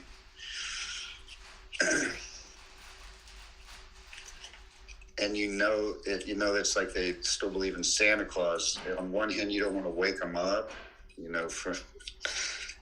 break the fantasy, but on the other hand, it's like that REM song that I think the lyric is so poignant. It's like, what's he say? Michael Stipe says, stand in the place where you live. And it's just like, take a look around, and accept and really take stock of what's happening all around us on every level, so, but I guess it's hard for folks to do. So here I sit, and I think it was just not a cool thing to do while I'm out here on tour and having to be at my best and playing my best to instigate that. But this is how the programming, this is how it can divide. And one of the aspects of the depopulation is they're trying to turn men and women against each other. You see it in every aspect of the media, movies, marketing, television, songs, on the radio, and it's working. Exhibit A right here on the line while Zach's cooking dinner for his sweet lady, right? So it's kind of, I stopped the player, so I don't know what's doing in the chat and how long till Zach gets back, but that's where I am today.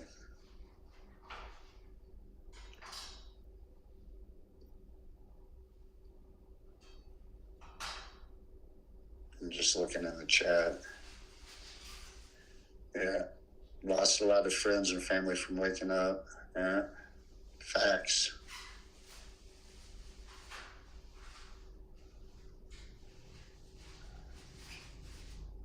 Yeah, I'm in the chat. I'm on the phone. I'm in the chat. So kind of a bummer, out here having the time of our lives and at like the highest point. Everything I've worked for is manifesting. Meanwhile, someone I care about, kind of turning on me. And that's an amazing lesson about unconditional love. I had a person that taught me a lot about that, because it's what everybody's looking for. It's what everyone professes to want, but so few people really even understand what that means. And so few people are willing or have lack of ego and lack of selfishness to really endure a relationship of unconditional love, which means never, ever, no matter what, drawing a line in the sand and saying, that's enough, that's too much, it's over because of this, that, or the other. You know, a parent doesn't do that when a child makes mistakes, you know, throughout their youth, throughout their adolescence. If you have unconditional love for a child, you never write that child off, you know. And that's one of the flaws I see with how the Bible is written. And you can see the control mechanism. You can see how transparent it is right there. Because if God's love is unconditional, right? It's unconditional. It's like no matter what you did, you'd still be forgiven. And this whole, you know, if you do this or don't do that, if you cheat or lie or steal, then you're going to hell, you know. The whole George Carlin skit, but he loves you, right? That's not unconditional love, and I haven't really met anyone. Everyone says they want it. Everyone says they'll give it. They promise at the beginning of a relationship they'll give it, right? But when the first things pop up, when they start getting offended, or the person doesn't react in all the fairy tale, you know, ways that Disney programmed us, you know, and that little fairy tales programmed us how men and women should interact, then people rage and get offended, and it's so easy to split up, get a divorce, give up on the other person. You know, they'll say, oh, there's a million fish in the sea. You know, maybe that's true, but something to be said for loyalty, right? Jeff is the real deal. I'd give it a go.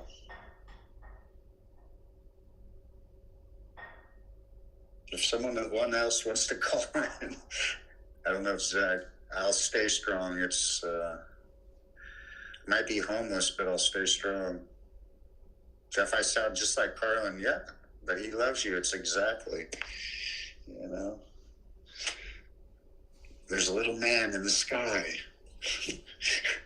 with a beard, a gray beard, and a list of 10 things that you can and cannot do. And if you break any one of these rules, he has a special place full of hell and brimstone and fire and eternal suffering. And he'll send you there, but he loves you. And he needs money. He's all-knowing, all-seeing, somehow can't manage to balance a checkbook. Yeah, dude, I got to tell you this. I'll leak it out right here because someone's asking about the Gramercy Theater. We're doing, you Google the song, someone can post it in the chat. It's an amazing song by this New York band. They're kind of a cult underground band that made 2 really classic underground hard rock metal albums right around when Def Leppard's first 2 killer albums with Pete Willis on guitar came out. The band was out of New York and they were called Riot. And they had this song called Swords and Tequila, which is like a perfect Kings of Thrash tune. And we've been doing that in the show. And I contacted the original guitarist who played on that record from Riot. His name's Rick Ventura. And he's agreed he's coming out to that show, and we're going to be doing that song that night. So we're beyond stoked. We just played with Chuck Bueller in Detroit and Flint, Michigan. What a town, man. I can tell you guys stories. We almost died that day. Let me tell you this. Little does my gal who just broke up with me via email because I knew who was going to win the Super Bowl back in August, and she can't handle that fact. I haven't even had a chance to tell her because she won't answer the phone that we took an Uber. We were trying to take an Uber in Flint to go to breakfast, and it's was one of the coldest cities, and just, everything they say about Flint and more, is true. It's just barren of anything positive. It's just gloomy and creepy, and everyone's like, don't drink the water. So we're in the Uber on the freeway on the way to our destination, and it's sleeting a little bit, but not that bad. Suddenly, and we're in the right lane. I'm in the front seat of the Uber, our drummer's in the back seat, and our merch guy's in the back seat. All of a sudden, from the left lane, just like out of nowhere, almost like the car was parallel with us, comes ahead of us, red car going straight across traffic, right in front of us, man, crashes into the car that's in our lane in front of us. Uber driver swerves. We missed the accident by 1 foot. I can't even tell you the feeling that was. It all happened in slow motion. What a trip. What a trip that was. And I looked at the driver and I was like, that was some hella driving, dude. And he looked at me and says, well, I'm the best Uber driver in Michigan. I go, yeah, who says? He goes, my mother. So even on the freeways, idiocracy, man. Can't drive in Flint. But I digress. Let me see what the chat's having to say.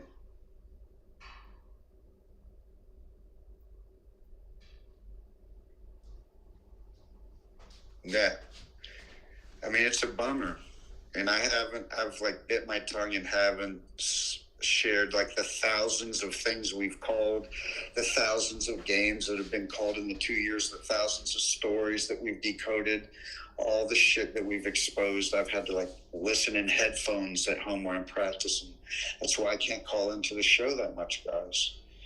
I have to pick my window of opportunity when I have, quiet in the house, and that's no way to live. On top of it, there's just a lot of nitpicky stuff that's just not necessary to live with. So here I am. I better stay on tour for a long time. We're going to Australia on tour too. So if you're listening from Australia, we'll be there in July. So hold on, let me listen to people are talking. Breakfast in Vegas. I might be moving to Vegas. That's one place where I know someone has a big house. I might be able to hang when I'm off the road. I see Chaz and Fred, and we rehearse, the three of us, the most. David lives in Arizona. They're kind of in like the Long Beach, Orange County, Costa Mesa, California area. I want to get out of LA. It's a shithole, man. There's so much EMF frequencies and weather modification. They dome the city over almost daily. I mean, I got pictures from just the other day before I left. Giant X right over our house, man. X marks the spot. And then like a half hour later, it's domed over. Next day, weather totally changes, the opposite of what it was 2 days ago.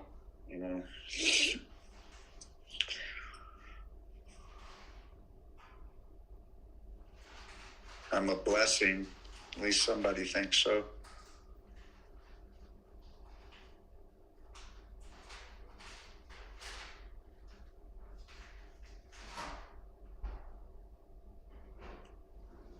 Yeah, come out to our shows, people. If you're playing, if you're near any of the cities we're playing, the attendance just been going up. The more videos that hit online, we've been just killing it the past few shows. We're really hitting our stride. We're doing a lot of surprises and different songs every night in the encore. Doing 2 classic Megadeth albums in their entirety. Killing Is My Business, which is just blistering. The mosh pits are crazy every night. And So Far So Good So What, which is more produced and musical, and it's just 2 amazing different sides of the coin. And then we just dumped a new original in the set in the middle of the show called Bridges Burned. It's already got 12K 2 days on our YouTube, Kings of Thrash. Please subscribe. And you might like the lyrics to Bridges Burned. Some say it's a diss track, DISS, to a certain someone. But it could be about anyone. Maybe it's about some people who can't handle the truth, right? As Jack Nicholson said, that's how I feel in my relationship. I feel like Jack Nicholson, and I feel like...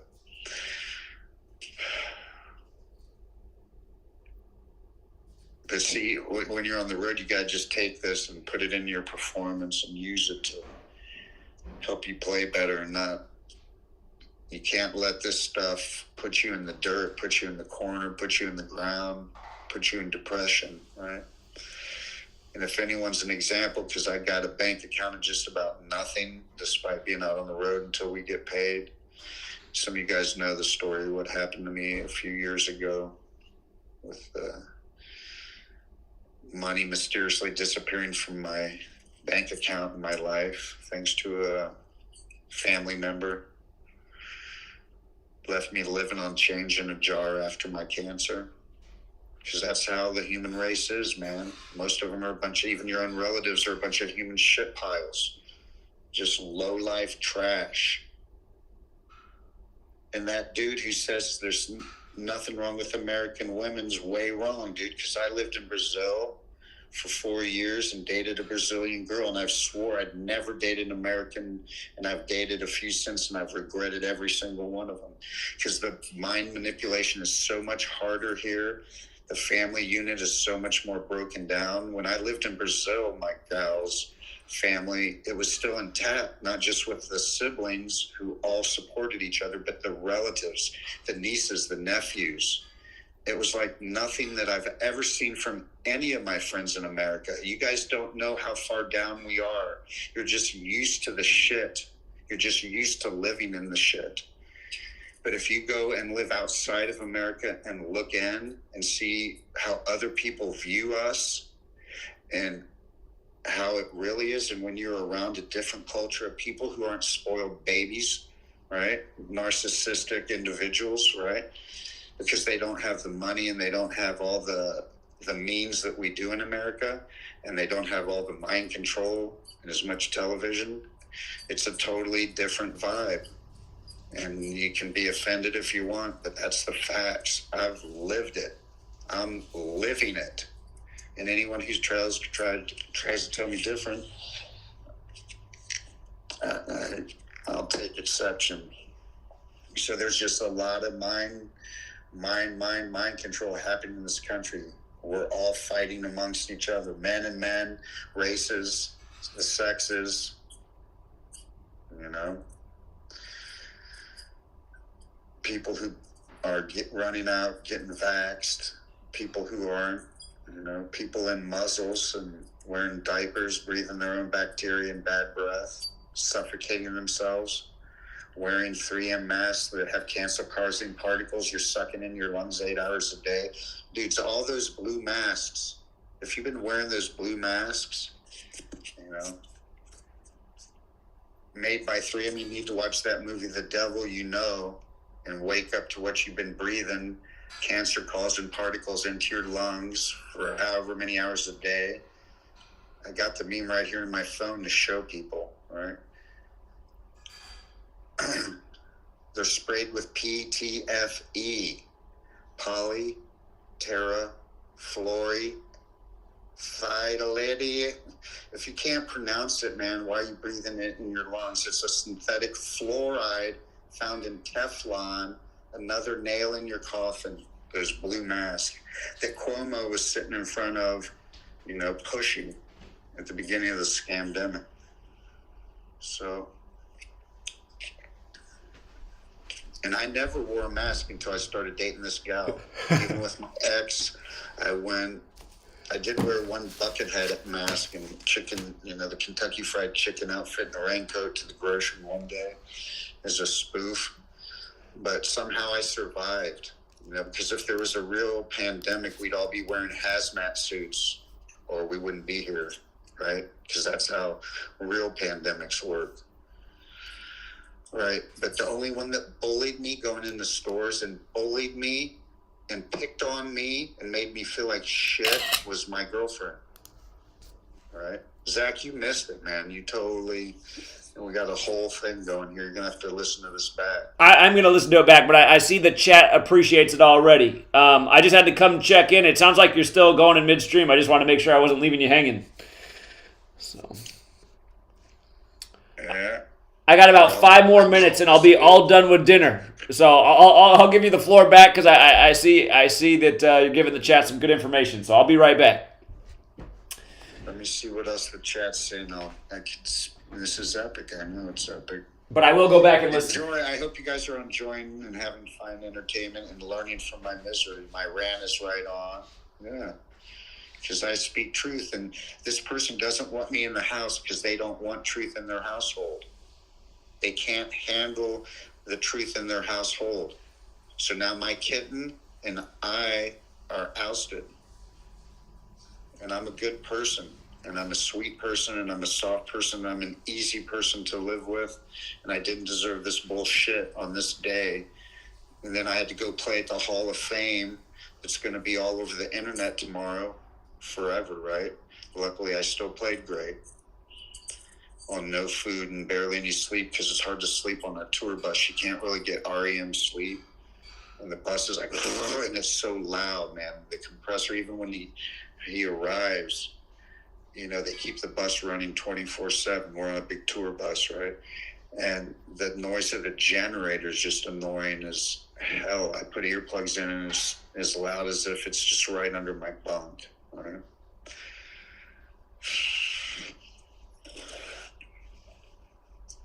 So if you're near Cleveland, you're going to get a good show tomorrow night. You know, Mick Jagger said, if I took a pen through my heart and spilled it all over the stage, would it satisfy you? Right? That's what you're going to get from me tomorrow and the rest of the tour, because that's all I got, right?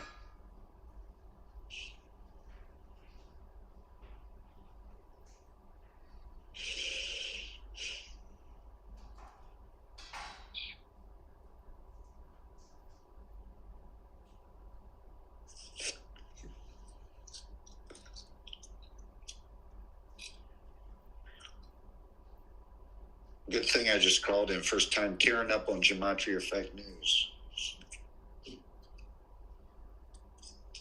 Some kind of humiliation ritual, right? From your own lovers.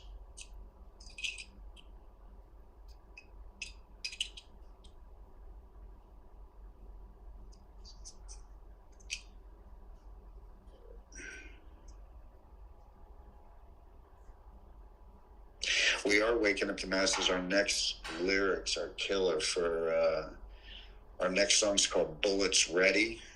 It's killer. We were writing them on the bus last night, and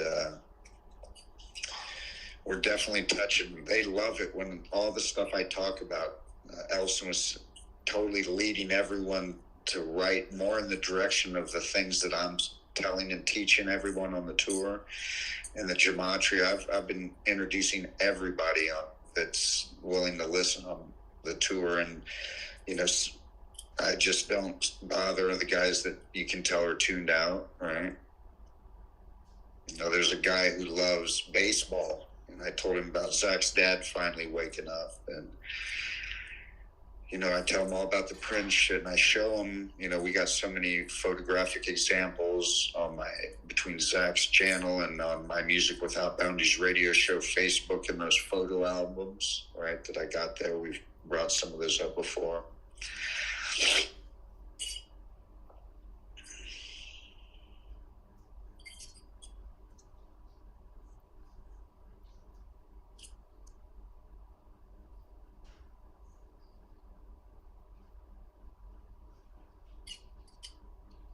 I see everyone's comments. Thanks, everyone, for all the cool positivity. I'll go back and read everything again tomorrow. I got to start changing strings on my guitars, which I guess I'll do until Zach gets back.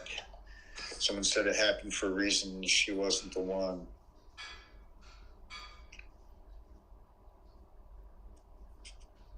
That's obvious, and everyone might take a cue from my example. you know. And it's just the strangest thing. I call it the twin hands of life, you know. This kind of happened to me when I did that Brazilian project. Our album went number one. I'm at the top of my game playing, you know, really challenging world music, and my mom gets cancer and dies in a hospital in Tijuana because doing live self-therapy because it's outlawed in America, like most things healthy. It's where they inject live blood cells, you know, and try to give you new, fresh blood cells into your system. And both at the same time with my mom. And then a decade earlier, the Megadeth had, you know, number one platinum album with Megadeth. And my dad got lung cancer. Never smoked a cigarette in his life, spread to his brain. So there I was at the top of the world, and then like, the harshest thing happens, right?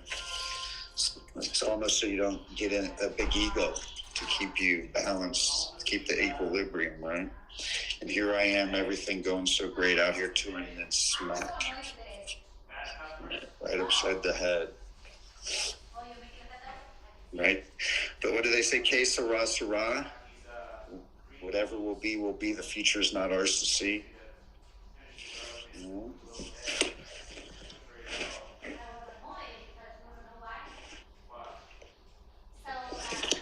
Just looking at the chat.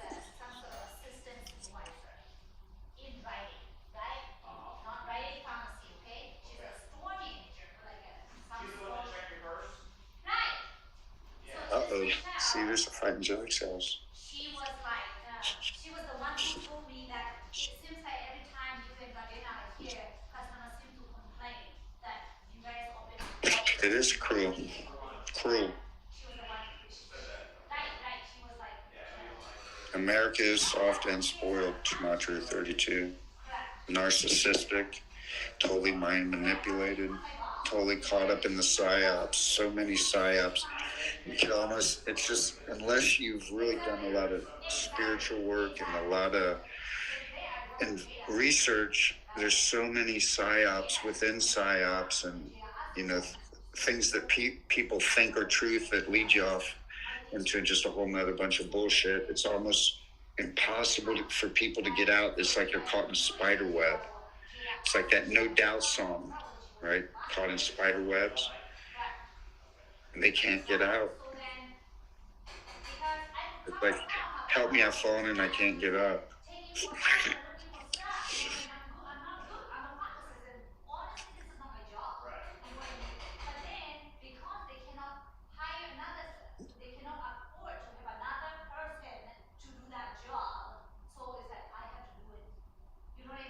I don't believe, base 707, I don't believe life is made to beat us down. I think there's challenges, and you gotta, it's about navigating, and when there's things, it's how you handle that stuff. It's how you rise to the occasion when you have challenges, right? You gotta never give up.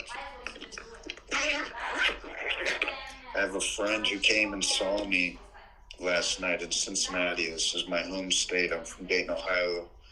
I've known this girl since she was 16 years old, since 1984, or 3 even. She knew me when I moved out to California to go to Musicians Institute, and she's known everything I've gone through, all my ups and downs, my cancer, this, that, and the other. We've seen each other a few times, you know, over the years, and stayed in touch randomly. But, I mean, she wrote something so powerful when she got home. I brought her on the tour bus, and she videoed a little bit for us last night. But, you know, she couldn't really say on the bus with everyone there what she thought. But when she got home, she wrote me, it was like 12:36 a.m. last night. It was great seeing you. I'm so happy for you. You've worked your whole life for this. You never gave up. You never gave up. And that's the key, people, man.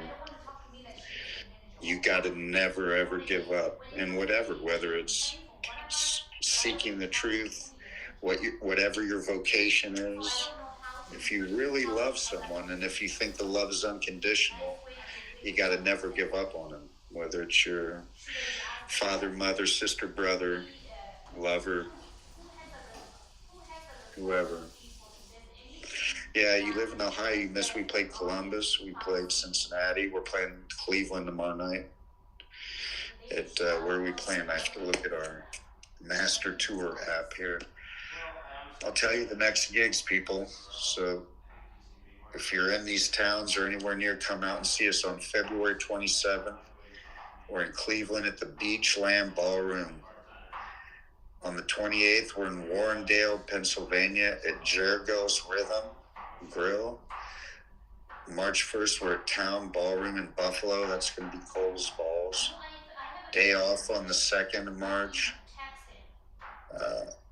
March 3rd, the Chance Theater, Poughkeepsie. Megadeth played back there in '88 when I was touring with them, so this is going to be like a full circle thing.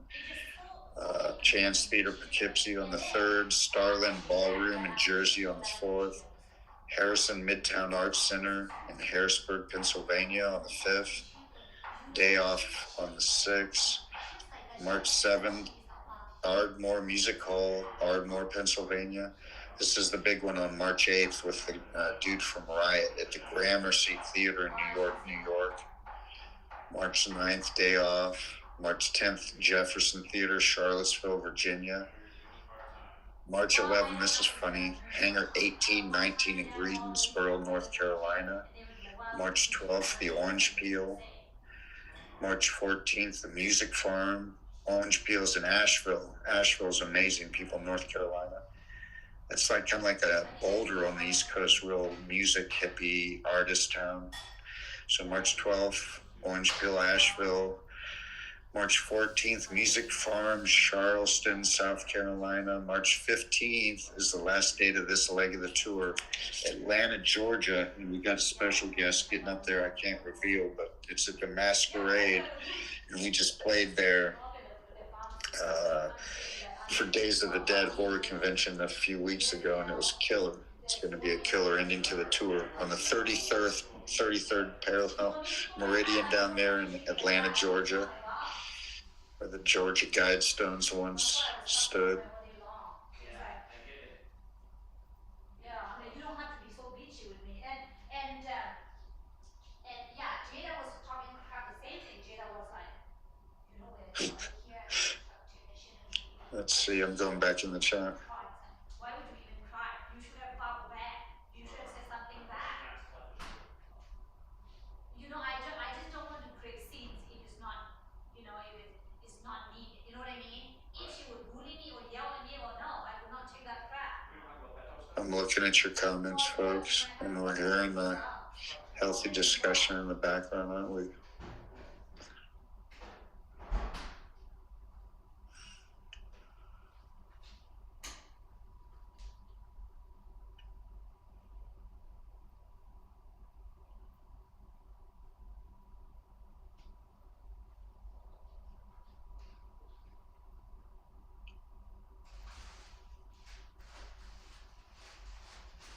That's a good one. She was not the one. You will never be good enough for the wrong person. That's a great one, man. Or Lady Layla.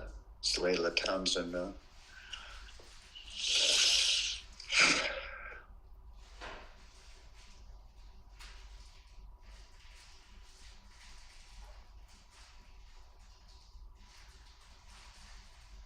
Oh man, this tour is amazing. We're having so much fun. I mean, what do you mean amazing? Any fun stories? We just played off the top of our heads at the Rock and Roll Hall of Fame today.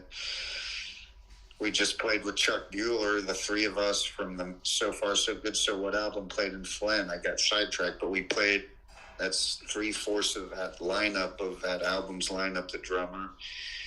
He lives there, so we did a couple songs there online. We did In My Darkest Hour and Anarchy in the UK by the Sex Pistols with Chuck Bueller on drums. We played on So Far So Good So What. We found, yeah, you packed our first gig. Thanks, Frank, Truth Tank. I remember meeting you there. I wore my GematriaEffectNews shirt to the Rock and Roll Hall of Fame today. Video should be up tomorrow, actually. I gotta upload that, dudes. Let's upload that video on Kings of Thrash channel. while we're at it. Lucky.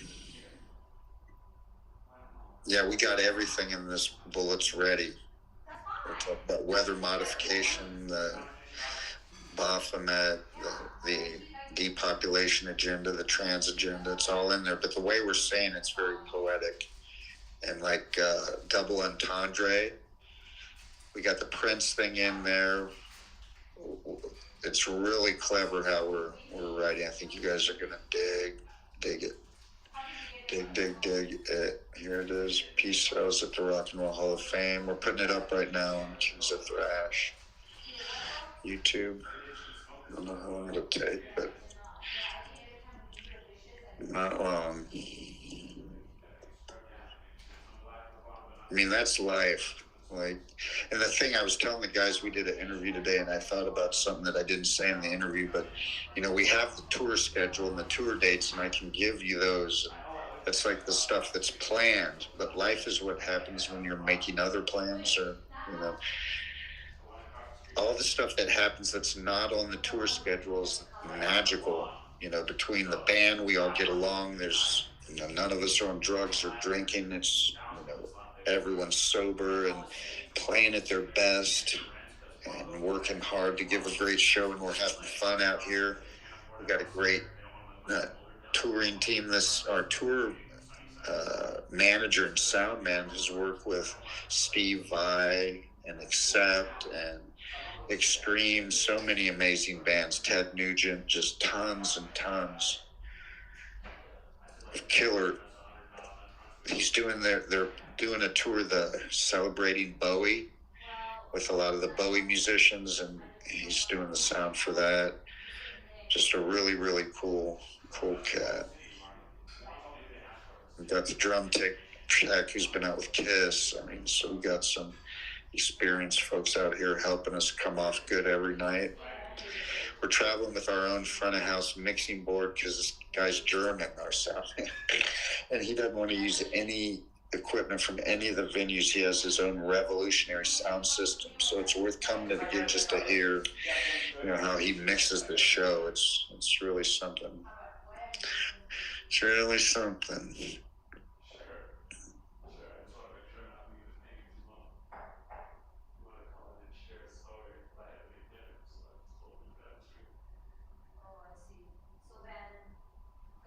Don't go anywhere, guys. Jack will be back.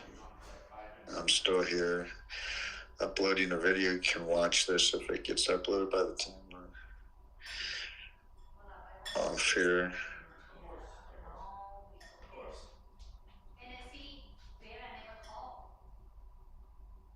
She got behind again. Something is wrong. Something is not right. Yeah. Okay. All right, I got to send Jeff super chats. Jeff, I'm going to go back and listen to all this. I haven't heard really any of it, but did you want to keep going on, or did you get it all out there? I guess it's time for you to chime in, or let other callers chime in. Well, I just finished making dinner, and Sweet Lady just got home, and now it's time to eat dinner. Again, I can keep the stream going if you want to share more, or I can start up another live stream later. So I know there's a lot more people who want to call in on this topic. So how do you want to do it? I got to change strings anyway and get ready for the gig, and I'd only be repeating myself from this point. Sure. Well, we can end this stream here. I'll go back and listen to everything you said, because I can tell people really appreciate what you put out there. And I can tell a lot more people want to call in tonight on this topic. So we'll do a continuation, you guys. But this was a good stream, and we had some great callers. And thanks, Jeff, for... I haven't heard it yet, but thanks for whatever you contributed, because people are grateful. So. Well, it was kind of remember what we were talking about last week, the stream we wanted to do and why? Indeed. The problems I was having at home. Indeed. Yeah. I'm out, dude. All right, so I'm guessing that's mostly what you were talking about. Yeah. All right, I will definitely go back and take a listen myself.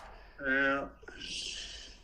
But yeah, I think it's going to be better for you going forward. So. Dude, all over the Super Bowl, which we called back in August, because she's still... That's like I've never seen her watch a football game since the 2 years of our relationship. Now all of a sudden it's a deal breaker. Right. Because I'm trying to tell her sports are rigged and voting is rigged and you're living in Candyland and you need to wake up.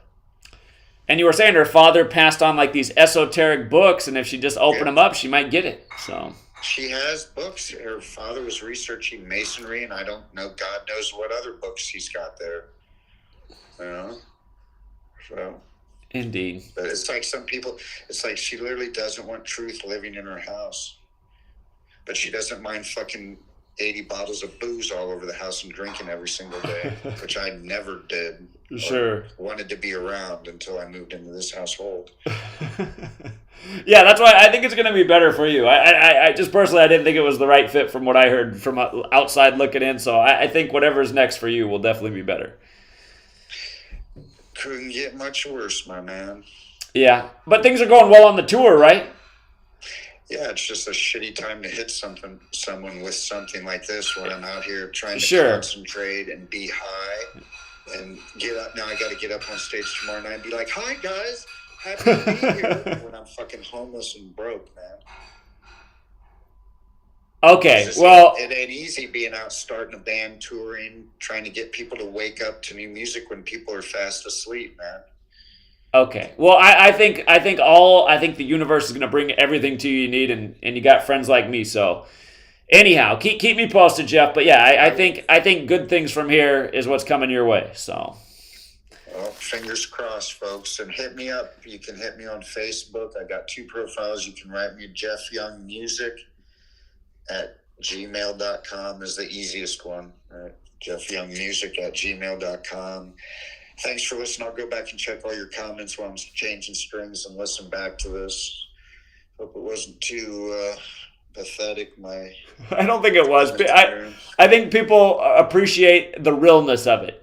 That's a hard thing to find in this world full of frauds and fakes. But it can happen to you. See, it can happen to you no matter what level of truth seeking or what level of life, how high, how low, however glamorous or not you think what I'm doing is, how much you guys respect what I say and know that I wouldn't lie to you.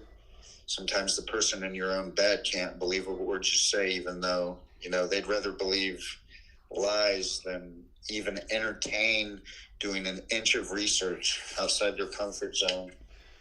Indeed. And admitting they're wrong, and really that's really the end. It's the ego that can't admit it's wrong that cost me this relationship, because the ego is big. It's a big one. So yeah. Again, though, I might suck in the moment, but I think it's going to be nothing but positivity going forward. So I hope to see a lot of truth seekers out of tour. Don't be shy to come up or wait after. Sometimes we got to tear down. Like last night in Cincinnati, like the opening band told us the night before, like, you guys got to watch it, because the venue has been known to steal bands' gear and loadout. So we're like, right after sound check, I'm taking all my guitars, my amps off my cabs onto the tour bus, and bringing them back in the venue till like 15 minutes before we go on. Then we had to reset up my shit. So it's that was a harsher one. We've never heard anything like that, but better safe than sorry. And I still got all my gear today. So there you go. Perfect. But come out, hang out, check us out. It's going to be great. And come up after. Love to see you. Say hi. If you got any Megadeth stuff, we'll sign all of it. Bring it. Cleveland tomorrow night. Warrendale, Pennsylvania the day after. March 1st, Buffalo. Poughkeepsie, New York, March 3rd. So, yeah, the list is up. Kings of Thrash, you guys, I'm going to put the link in the chat. But, yeah, shout out to everyone who has gone out to support Jeff. I know the first show, Frank the Truth Tank was out there and his friends. And came up. Someone came last night, and I couldn't go out because there's some weird people out, so I stayed on the bus. But I should try to post it somewhere, and Free to Find Truth or somewhere. Someone came with this painting that had all this great truth seeker imagery, the pyramid with the eye. It was a painting someone done, and they wanted me to see it. So our drummer took a picture and showed it to me on the bus. I'll send it to Zach, and maybe you can share it in the next link or something. It was pretty cool. Very cool. So again, I appreciate you guys coming out, bringing me gifts, Gematria Effect News t-shirts, pictures, things that you got, or just coming up and saying, hey, I heard you on Zach's channel, so that's always cool. All right. Appreciate it, Jeff. And thank you everyone else who participated tonight. And we'll leave it there. And yeah, definitely sending good. Fresh YouTube, please subscribe. And again, I'm putting up this. We performed at the Rock and Roll Hall of Fame today, Zach. Impromptu. We just went there to check it out, and they told us we could get up and play on their house instruments. So we did a couple tunes, and it came off real good. That's awesome. I'm posting that right now. It's uploading slow in a hotel, but it's doing it. Okay, Kings of Thrash YouTube channel. If you guys want to support the page, again, pretty much a new band, but off to a great start. And thanks again, Jeff. I appreciate it. My pleasure. Talk to you guys soon. All right, friend. Have a good night. All right, and I got to eat dinner with Sweet Lady, you guys. She just got back from a hard day of work. Always be good to your significant other. Make them a nice meal when you can. And we will continue this conversation because I know a lot more people wanted to get in. And yeah, no hard feelings to anyone. And until next time.